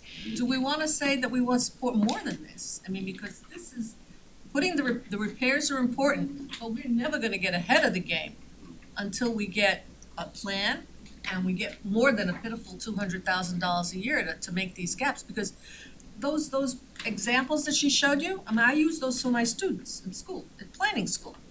How much does it cost to take a sidewalk that exists on one side of the street and another side of the street, get it to come together and put some, a crosswalk there? I mean, that's such an improvement. It's so important for the safety of people crossing the streets. What are we fooling around with this $200,000? It just Well, and I can seems show you crazy a to little me. bit of like some of the rest of my slides. Can Oh, you go to I'm the next sorry. one? Well, but to the chair's point, you said, Jill, right, that your contract, you are prohibited from making those connections with it. We're prohibited from installing new sidewalk where there was no existing sidewalk. So that So- example. New of, connections, exactly, those the different Gtl examples. Funding Where it doesn't go out to the road. Could you put in the missing No. 10 feet? Prohibited where? So who decided that? Who decided that? Oh my God, Peter. That's just a Well, all I'm thinking is, 10 years ago, we used to be able to do that out of the annual concrete contract. So, It is the interpretation of the the contract with procurement and in our legal office. so the next time you write a contract, put an item in there to make the, Peter, you're absolutely right. When this expires in a year or two, that is exactly some of those items we're going to put in, and Ellen and I have talked about it, yes. The problem was when they solicited the contract, we didn't have funding for new sidewalks, so you could only solicit for those things you could afford to do, which was repair and maintenance of existing. Now that we have a line item that allows us to fund for building new sidewalks, when we resolicit, it will have repair maintenance of existing and construction of new, which hopefully will get us a bigger contract with better prices. So, but let me ask you, in FY '23, why are we being so timid and just asking for 200,000? I mean, there's a backlog. 200,000 will disappear. Why, I know why, because you didn't wanna, push it. Part of when you're building a budget is recognizing that there's a lot of completing interest, and if you go for the gold ring for $4 million to do it, knowing that we have a $4 million need, you may get nothing. So Strategic. we were trying to at least get something in there, and once you have that line item in there and you start demoing the capacity, then hopefully we can go in and add more to it. Like we did this year, we had 1 million for maintenance of sidewalks. We demonstrated the need, we demonstrated the capacity to do those repairs, we used up all the money, and then we got an additional 300,000 to continue that effort. You need to get in the budget to begin with. And that is next year is a big deal too. You know, we acknowledge that usually we're applying for 5 years out, but that we were able to get it for 23 instead of 5 years from now, I think is a Yes. testament that it is important, it's starting to come around the bend of being important, so. Yeah, and that's a key piece, because right now, if you look at, particularly in CIPs, it's built out 5 years from now. Right. So every time you're inserting a new project, ideally, you're looking at that 5 years from now when it would go. The only way to get it put into an earlier year is you have to push something else out. All right. So strategically speaking, this is the right way to go. Yes. All right, and take your word for it. Quick question, Karen, on the sidewalk master plan, which is like a needs assessment, yeah? Is it taking consideration, like looking at areas where you have sidewalks that may be in disrepair, but perhaps those sidewalks aren't really proper to begin with? Maybe they could be placed in a slightly better location within the right of way, maybe they could be wider. So if you've got like gaps, or you, like maybe there's gaps in that sidewalk, that corridor, and you've got sidewalks that are in disrepair, but they really aren't, they probably should have been done differently to begin with. Instead of just repairing them and then searching to fill those other gaps somehow on private property, would the assessment look and say, well, we've got extra right-of-way here, why don't we just have a whole new sidewalk in the right-of-way, and the one that's in disrepair could become a bioswale or something? We can look at that and see what we're able to do within where we are with budget. I don't know how, if you really get into that Well, I'm much just wondering if the detail. master plan is even, like, would even consider that.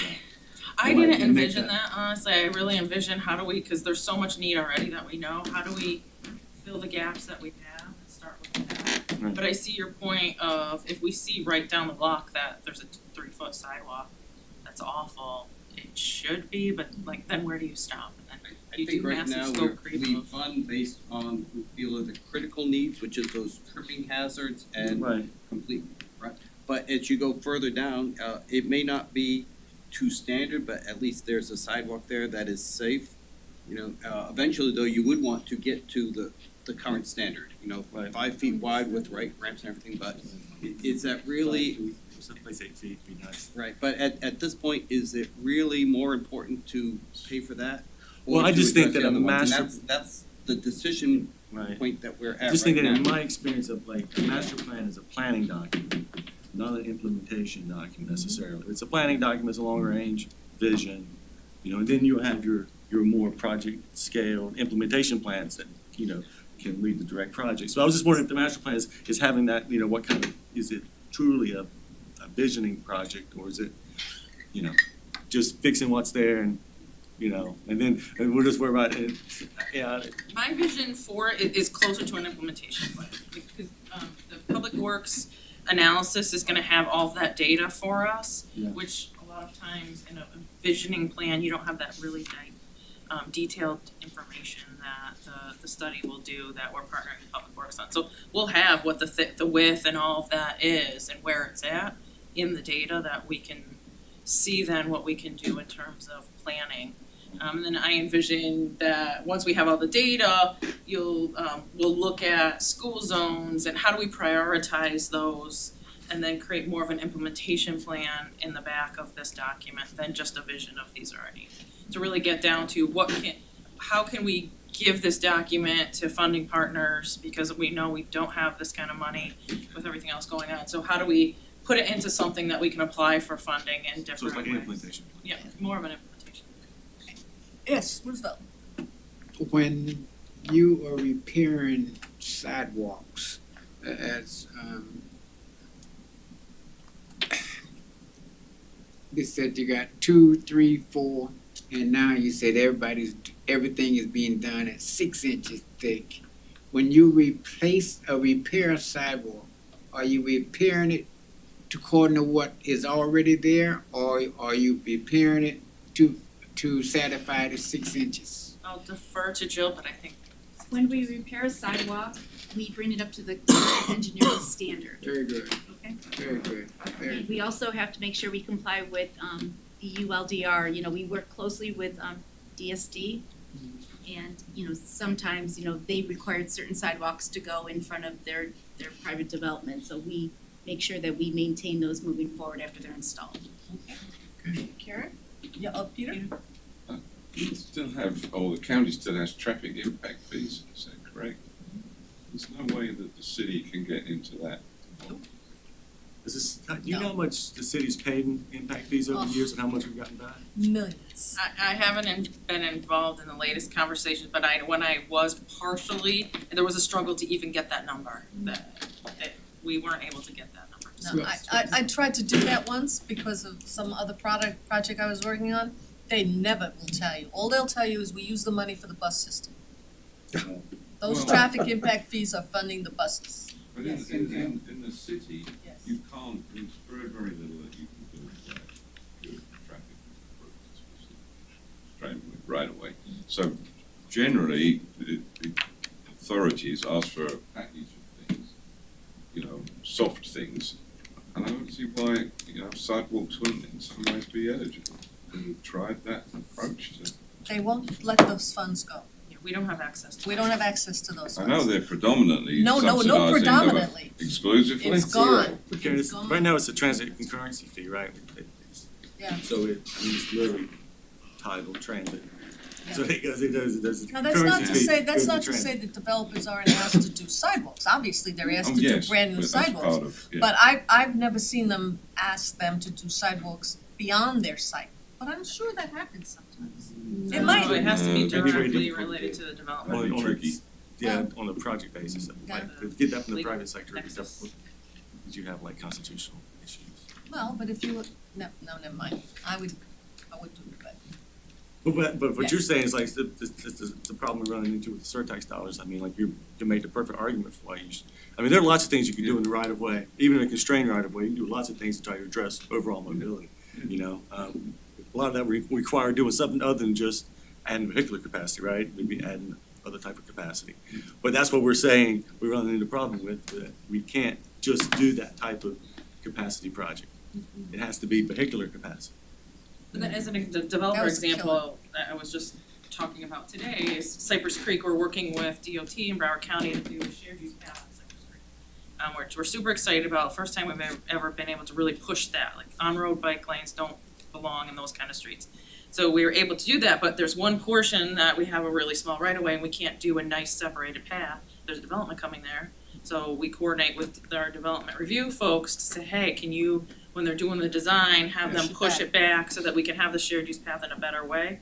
So we coordinate on those kind of things where the developer's been able to do really great projects. What's the constitutional issue with that? Well, I mean, like, you can, like, if it's on my property, if my property is being developed, but like, to make me, like, put improvements somewhere, like, Somewhere Yeah, That's else. but one what, location. but why would, what's more constitutional by saying to the guy, if you're gonna develop your property, I wanna take a piece, I want you to donate a piece of your property to the right of way So- so we could put the so bike the lane in. Constitution says that if the local government's gonna condition a permit Yeah, on monetary exaction or dedication of some interest in real property, then there has to be A first a nexus, nexus and then nexus. proportionality, right? mhm, Aside from, absent those, the government has to pay for it. correct, Right, that's and they just should. compensation under the Mhm. Fifth Amendment, right? Yeah. So, I mean, if you can show that this development is creating some impact, and there's a nexus that where you need off-site improvements, you have to show it. You'd have to show it, you'd have to And be then- and able, then show that the extent to which you're requiring these off-site improvements are actually roughly proportional to the impacts. okay, Right. so if the guy is developing a new apartment building, in order to get to the bus station, the bus stop, which is a block away, that Right. sidewalk is terrible, okay? And he's counting on the fact that there's public transportation to handle his, impacts Right. and Yeah, parking sure, 'cause reductions, there's whatever. probably some pro rata. One could make an argument. Well, he wouldn't be the only person that's creating the need for that infrastructure, right? No, So but- there would be some proportionate share Yeah, that you could make the argument Alright. for these responsible for. We can have a lot of good discussions. Yeah, I mean, look, this is, I okay. still think there are But lots we of gotta different, keep there are moving. lots of ways to We gotta do keep this. moving, we gotta I keep think, moving, okay? it becomes, necessary to ask in the right way. Yes. I mean, sometimes, yeah, listen, people do make voluntary contributions. right, You know, and- right. It's true, sometimes they're good, Right, good well, it depends on corporate the context citizens. of what's happening overall. Yeah, all right, are we there? Yep, so these are some of the criteria that we've already worked through and how we prioritize. Streets that have a lot of vehicle volume, you really wanna get pedestrians out of that conflict zone. park connections, we've been working with the Parks Department on where all the park bound projects are, looking at those areas and where can we make improvements around the park improvements that are gonna be happening, since a lot of places don't have crosswalks to get to them or sidewalks to get to them. So how can we do that as well as traffic calming and different things like that? And of course, school zones, and go to the next slide. Are you gonna be doing just the sidewalk portion or the crosswalks in the streets? Is this? Crosswalks we're allowed and able, there's a whole process you have to go through for that, but if we're able to put in the sidewalks and the ADA and it meets warrants for a crosswalk, then we can do that as well. Okay, so the warrants would, the crosswalks would come out of this pot of money as well? The crosswalks is the least costly part of it, just striping. Striping. Striping. The Broward ADA County, ramps kill you. Broward County Traffic Engineering doesn't want crosswalks anyways, Really? liability. Anyway. Getting a whole nother, Oh my God, so what are people supposed to Slows do, cars down. divine how to get They across? say that there is an implied, where two streets intersect, there is an implied crosswalk in both directions. Implied. Implied. Oh, I'm And gonna tell and my if it's people now that it's implied. The grandmother who's trying to cross the street, I'm Right. telling her Like it's the implied. drivers are gonna respect that. Let's go on, let's go on. So here's an example of a neighborhood and a school zone, this is Riverside Park, that we've been working with for several years. And they have identified a lot of sidewalk needs, they don't have many sidewalks in their neighborhood, the high school is right in the middle here. And kids have to get in and out of the high school and there is no sidewalk to get them in and out really. So for $200,000, we could do just the purple, which is 15th Ave, 9th Street, and the connections on to get off the sidewalks between blocks on these. That's about it based on the current cost estimates that Jill's team has, so it's not a lot and there's a lot more need. I couldn't find my pictures of the actual kids walking, but I have been out there to see the high school let out and there's just hundreds and hundreds of kids just walking all over because there's no place to walk. And you can see the paths of people walking, and even 15th Ave, this is 15th Ave here, there's blocks of sidewalk in other directions, but not all the way through and it's not consistent, so. 15th Ave is one that's been on the list since I started here, yep, for sure. The next Okay. one. Do we have anything else? We can just, and just other examples of, okay, go. The other direction. Park examples, again, Riverside Park, there's a new park that the park bond paid for here, this is old Riverside Park, but you can't get between, just the one block between the two, there's no sidewalk or crosswalks or anything, this is Hardy Park, there's no sidewalk along Hardy Park, and then Tarpon River, this is the park there, but the sidewalk just ends and there's no sidewalk on 7th Street. So there's a lot of examples of park ones. Go to the next one. And then I mentioned we do neighborhood master plans. These are a couple neighborhood master plans that we have done. And Tarpon and then Victoria Park did their own, and we really look at, these are the main cut through of Tarpon as an example. So prioritizing these streets for sidewalks versus some of the other streets in the area is what we would do. Okay, next.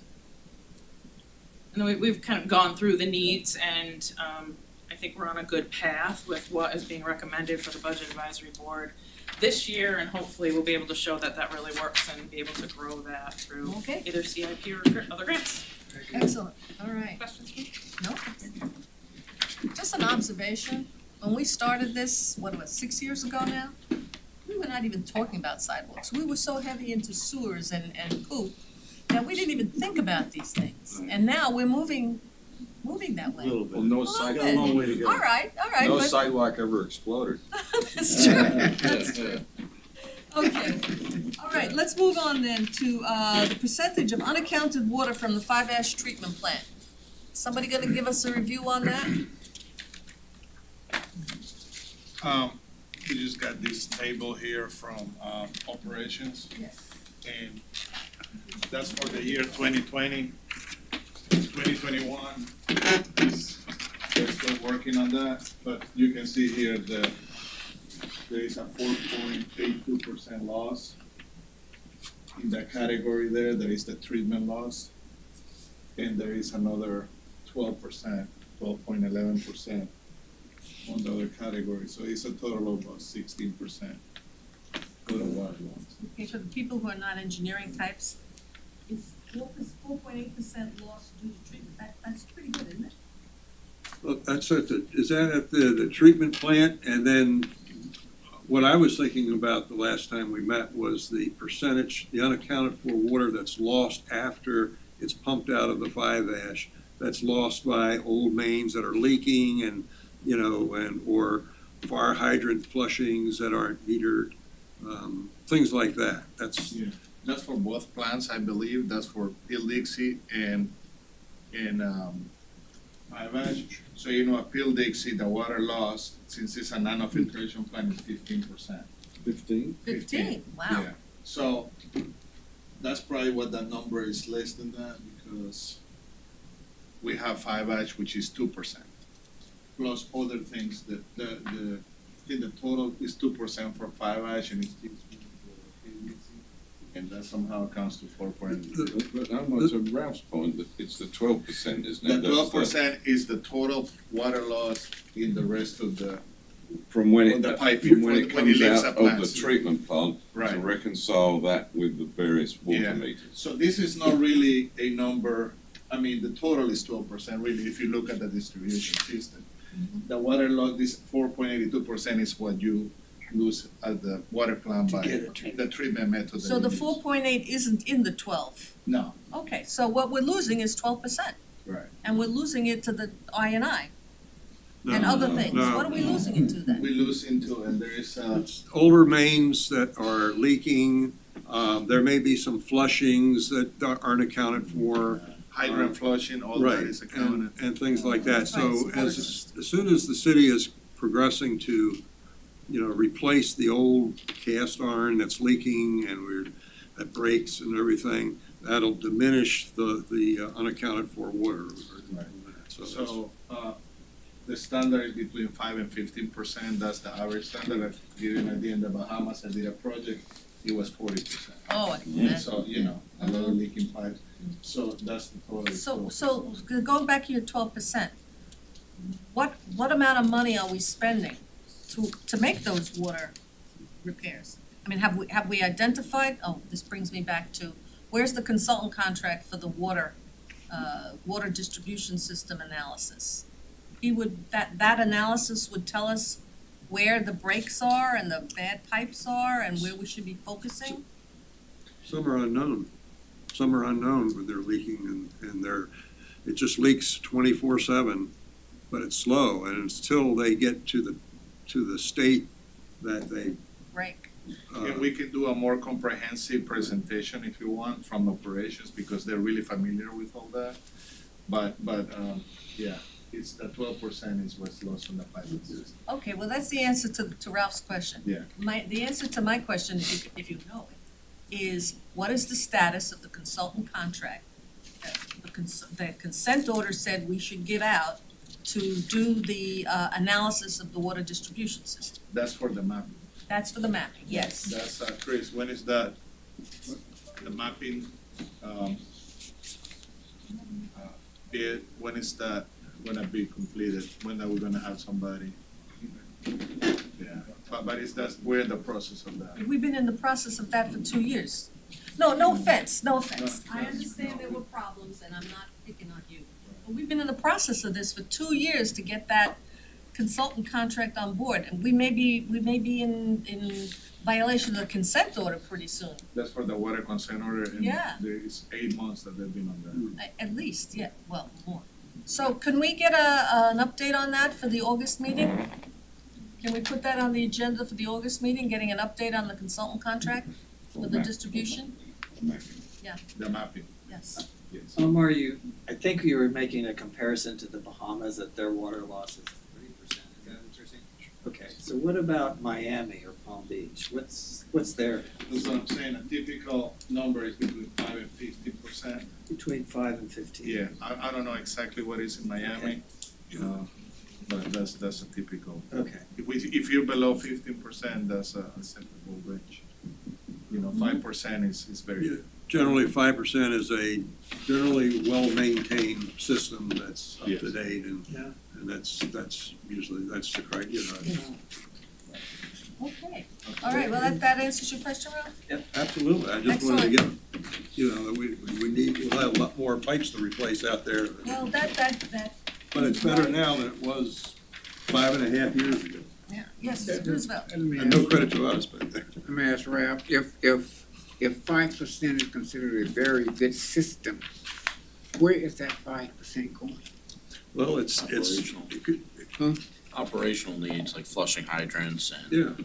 all Hydrant just standard, flushings, and there's it's certain not things that metered. are unmetered that have to be done. Okay, And so could be it's some not leaks. lost water, we know where it's at. Yeah. Okay, It's unbilled water. It's called, It's not metered, it's that's called what it's NRW, okay, it's called NRW, which means new revenue water. yeah, yeah, I know. Non-revenue, non-revenue. They just flushed one by my house the other day, yeah. Okay, so the last piece of business we have today is the pump stations and discussion about the, what is it called? Pump station runtimes. Okay, map and figure of pump stations with lower runtimes near lined basins. And this all came up from the discussion of, as we're doing the I&I projects, are we making improvements to the impacts on the pump stations? And so this, okay, In other Omar, you words- wanna do this? In other words, when the wastewater gravity sewer mains have been repaired and fixed, stopping a lot of that I&I, the run times at the pump stations will diminish back down. Okay, And and that's a so, good barometer as far as finding out, that the system has been repaired and that the pump station is running as long as it was before. and And what, of course, the ultimate, the total amount is what's received at the Lowmore wastewater treatment plant. That should be showing some, drop, but of course, with the rain event that we had this last weekend, that baby's gonna be spiking up with the ones that haven't been fixed yet. so what does this data tell us, Omar, about these pump stations? Are they getting better? Are they being impacted less? The basins that we have lined with the pipes, those are a lot better. They had shown a considerably less running time, so those are definitely better. But there is other basins that need to be worked on. Obvious. And when you fix one basin, doesn't mean that you fix it and it's done forever, you will have to revisit it again in X amount of years. Yeah, so those yellow areas are the basins that we've lined? What does this tell us? Well, Lauderdale sanitary sewer map, it's just the Fort Lauderdale, Is there a legend there? off to the bottom. Lower right, just keep.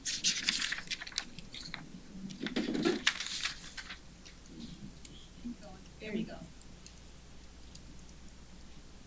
Those are the ones that were worked on the 2011 sewer waterworks project. I wasn't here during that time, but it looks like those yellow areas were part of this project in Was sewer. 2011. Yeah. So this is a sewer map. Right. This is not what we're looking at. We were looking at the, this isn't telling us anything. What's telling us something is the, pump station data. Well, it shows Okay, can we get the other figure, which is the one that says pump stations, which is the next? They've got all the run times on the pump stations on the map, you see it Oh, right there. hold on. so you can see the map, in the map where the pump stations are. Yeah, Yeah, Pump and these station yellow 16 areas is where down. those Oh, worked, I so see. 2011. So just walk us through the red, green, and blue numbers. Okay. As an example there. corresponds with Those are the- 2020, 2021, the Can you go back to the last slide? it corresponds with that previous table. Yeah. Previous table. Okay. They've got the runtime in 2020, 2021, and then No, the last- the 2022 last through slide. March. But all of these are supposed to be areas where at least some, lining work has been done, is that correct? This one. Yeah, so This those are the minimum and medium and low hours on those, you can see here. But they're all areas but- where work to line mains has been done, is that correct? Which is why they're showing, in some cases, In general, reductions would in you run regard- time. That's the, yes, Yes. not as much junk getting in the line. Right, like So- A7, Yeah. A7 is pretty high. Well, that's believable, but like D41, why did that go from 21.6 to 7.2? It was a major That's issue. one of the basins that was, works on the, I believe on the consent. So that would really explain the difference, taking it right down. It could also be that these are split into this, we build a new basin, Yeah, I and the think pump that- station, it might split the flow. Mhm. We do that a lot, so like this one over here, we might build another pump station to take some of that flow. Again, that's what some of those numbers are. But these ones right now are the numbers, the actual numbers from starting in 2020 to 2022. Omar, Yeah. you'll probably have more, better pumping rates if, once the old pumping blades that have been trimmed down slightly from the sand, if they're replaced, their efficiency will even go up greater. Well, a lot of the pump station rehab that we do it does that, it changed the Gets pumps, back it in changed the the performance impellers, curve. yeah. Right, so this is really just a snapshot of the conditions, the improvement or not improvement of the pump station function. But is it really related to the work done to line the sewer pipes, the gravity pipes? Some of them are, Some of them are. some of them are. All right, so it's not, But it's showing that the main ones that are kind of high, you know, and what they were and what they are now. well, they all seem to be relatively improving. Yeah. 836 is probably a good example. Yeah, 836, what about 836? Yeah. That's Continue real to make improvement. good It's improvement, yeah. constantly going down in hours, but then I look at 823, and it was 7 and 5.9, then it went back to 6.1. That might account for new development in the area too, though. It's I hard to say. thought that could be it, okay. So, but could you identify 836 as being one of the pump stations that benefited from the investment in the lining of the pipes? Yeah. Yeah, I mean, I can't remember. Can we off the top see of my where head. that is on the map? Can you go back to the next? Show us the A36 Let's site. take a look. 836. The older cities down in the Where's 836? Yes, 36. residential.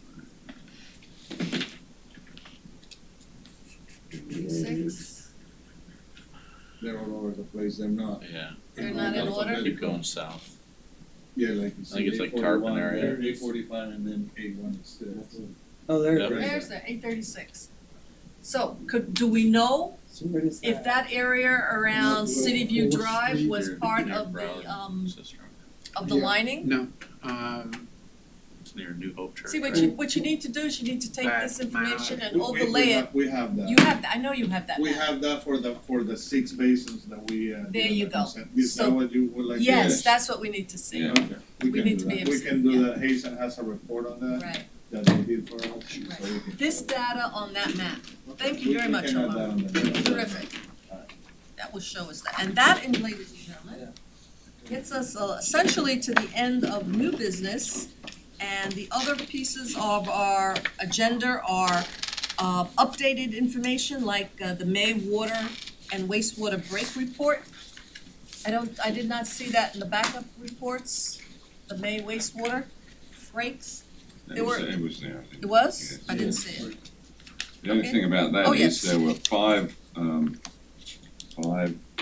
sewer breaks in May, and we hardly had any in the previous 6 months. So I hope that's not a It's, sign, yeah, I think bad luck. it's 4, Oh, 4 there on you the go. sewer, 4 on the sewer. Yeah, 4 Oh. and 1 on the water, yeah. Man, overflow, broken force main. But they don't appear to be big ones like that. No, 300 those are gallon small jobs. 16 inches, not substantial. Yeah, that was in my neighborhood. 40,000 gallons. Yeah. Yeah, that's 39,000 gallons, but you see it's still here, they're minor. Yeah, Mhm. Here, these ones. but, Okay. Damage you know, we've been on a sewer main. good run, this kind of is, maybe this is just chance, but Well, we keep an eye on it, you know, and over a period of time, we'll keep an eye on it. Damage sewer This main one- contractor? It looks, this one was damaged by a contractor. Yeah, So that's. yeah, that's the big yeah, one, was the sewer yeah. main, Yeah. it had to be a contractor. Okay, well, we're cool. That's good, we monitor. I don't know if we have to go over the financial report, I'm sure you're meeting all your consent order requirements. We are on track with the consent order for the wastewater consent. Okay, unless anybody wants to do more on the financial, I wanna move over to general discussion, the end of our agenda here. Does anybody wanna bring up any matters under general discussion? Peter, you go first. So the first thing is, all the rain that we had, and I'm specifically interested in the Lauderdale plant, whether that was able to handle that, or whether any flow, and it would be diluted flow because it would have picked up a lot of that rainwater, had to bypass Lauderdale Yes. and be put into untreated into the ocean or something. This, And this, we just had the 10, 12 inches, 24 hours ago. I don't know the answer. I know the answer to that, because I live I know the answer. there. She knows the answer to that. So the plant was overwhelmed by the amount of additional I&I that came into the plant. We were running it over 90 million gallons. And so it did result in discharges of treated effluent into our discharge point in the intercoastal waterway. Treated. If I may So ask, so what was overwhelmed then was the injection wells, is that Our ability to dispose of that treated effluent, correct? how to dispose of the treated effluent? Was So- that, yeah, did you, when you have to, in an emergency situation like it was this last weekend, do you hit it with chlorine before shooting it out to the outfall? It is treated. Okay. It's fully treated before, and again, the emergency discharge is only used once the plant's over capacity. So it's not, it is not a, it is a default, it is not a, Still keeps the large fish out of the outfall. And the pumps, were all the pumps were on and operating, you didn't have any pump failure or anything? to my knowledge, there was no failure at the plant other than being. Now, I do hark back again to, I think it was in the Reese report, where they were talking about the need for an additional injection well. And I've brought this up before and I can't remember what was said to me. And so did I, and Omar was saying that because of the progress in the fixing the additional groundwater coming in the II, it's reducing it, but it doesn't mean that they will ultimately need a sixth injection well because of development. I wanna remind everybody that an in-train event in that short a time period is an extremely unusual situation. To Peter's point, yes, it's happening more often, but that's an extremely unusual situation, so. Dr. Gassman, will there be any DEP action on a thing like that this weekend? So we will have to report it, and there are penalties associated with consent order that will consider a review. wow, How did, yes, certainly. how did the, if you know, how did the flood control canals and the whole network that's in from western Broward all the way over here fare? all the way? You know, I haven't Did heard they a go lot over the of, bank? I haven't heard a lot of, what I would call in-house flooding. I mean, the expectation of this type of storm is you will absolutely get roadway flooding. Yeah. The question becomes is how many people's homes get flooded, which is a harder number to get your hands around because it's not necessarily reported in a way that's easy to gather. One of the advantages we had of this storm compared to the storm that we experienced in November of 2020 is that it was very early in the wet season, which means we had a lot of capacity in the groundwater tank. And that capacity made a huge difference in our ability in the ability of the soils to absorb some of that water and to dissipate it. The fact that most areas cleared within a 24-hour to 48-hour period is amazing, given the amount of rain we had, but that's because we had capacity in the system. The other thing that it's attributed to, not in all of Broward County, but specifically in the city of Fort Lauderdale, is that we've made a lot of repairs after the event that we had in November of 2020 to address issues in those various neighborhoods. And in a couple of years, when we finish the 7 neighborhoods, a lot of the areas that were impacted this time are less likely to be impacted by a significant rain event like this because they will have so much more capacity. Okay. Thanks. I just have a quick question on the overflow. What was the problem? The pumps couldn't get the waters to the ejection wells, or the wells couldn't handle all that water? Which was it? Second, the wells couldn't handle. We would have overwhelmed the wells, and we went out. Okay, just curious. Okay, Peter, answer your I have question? a question, yes, Okay. thank you very much. I was gonna bring up under the minutes, Yes, what was on that? the April the 4th, and what it was under the discussion that you had on the smart water meters. It was said that the cost of this would come from a bond or something, and I just wondered which bond that would be. And maybe this is not something you can answer now, but perhaps you could bring the answer back next time. It was page 7, paragraph 2 of the April minutes. I'm trying to recall the conversation, and I don't. Cost of implementation currently estimated at 30 million, 30 million. been approved in FY 2022, and the city will issue debt to cover this cost. Right, I don't know whether it was a bond, I don't know the answer. Maybe it wasn't a bomb, it's just debt, Debt. now I read it, Okay. so maybe, I don't know that Somebody we have can the find right, it. I don't Yeah. know that we have the right personnel in the audience to answer. For the water meters. for the implementation of the smart, meters. So we will issue debt. It won't necessarily be a bond, we may do it through a bank loan.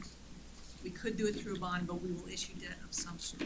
and that will be based on the income coming from the, It will be paid for through, it will be paid through, it would, if we did it as a bond, it would be a revenue bond based on money that's being collected as part of the. so it's a competing demand on the water income for repayment of another thing, correct? It is a competing demand. However, the anticipation is that AMI over time will pay for itself in ensuring that, you'd earlier talked about unbilled water. It's gonna make sure that the maximum opportunity for billed water occurs. So having more accurate meters will automatically create additional cost to users because they're now being charged accurately for the amount of water that they're using. So there will be an additional revenue, but it will not pay for itself, for example, in a single year, but over the time frame of either a bond or of financing for a set period of time. It should cover those costs without having to raise rates. All right, we hope. Okay, anybody else have anything for general discussion? Omar? Just a quick comment, the water mapping, ACAM is going to commission August 16th. Oh, finally, To answer your question. okay, well, that's good news, and then we don't need to put it on the agenda, the cam's going. I was not here for either the April or May meeting, and I noticed that both of those meetings ended before 4:00. And I apologize for holding you guys. We hold you personally responsible. It was all those questions. Yes, Roosevelt. I was not here either for that. Yeah, no, really, we did very well. So now we have, the comments from the general public? Don't forget. No, I would know, I gave you the thumbs up. I wouldn't forget. Okay. Okay. All right, so there's currently a no swimming advisory for near Port Everglades, which means the treated sewage isn't treated enough to swim in. The problem is I&I, inflow and infiltration, which means broken sewer lines need to be fixed so that rainwater doesn't get into them. In 2019, there was a 24-hour water outage, which happened because after a leak in the city water line, valves couldn't be located and they didn't work once located. This committee should ask Public Works how many valves are currently not working, meaning not being successfully exercised annually. There's a water main leak at Flagler Drive and Andrews Avenue that's been going on for years. My understanding is it cannot be fixed due to the shutoff valve not working. It is 30 feet from the Bright Line train line, so that if the leak turns into a geyser, it will stop trains for days. This is an example where a small valve that's not being fixed can turn into another huge city expense. It's been 3 years, these valves need to be fixed. Density testing is not being done in Fort Lauderdale many times when roads are dug up to fix utilities. Don't tell me it's an emergency repair and there's not time to do it right. Improper fill is being used that's not being tamped down correctly. This causes potholes that need to be filled annually, which is wasteful. I suggest that someone examine the records of density testing for all recent road work to confirm if it's being done properly. It's not. A lot of times Fort Lauderdale doesn't pull a county permit when they dig up roads. The city of Fort Lauderdale is absolutely destroying city, county, and state roads, which will eventually need to be dug up again and fixed correctly. It even ruins sidewalks. Why not do it right the first time? Thank you. Thank you very much. Okay, we have no other members of the general public here today? So that concludes our agenda. And there being no other business, I will adjourn the meeting. Thank you all. Have a great summer. See you in August.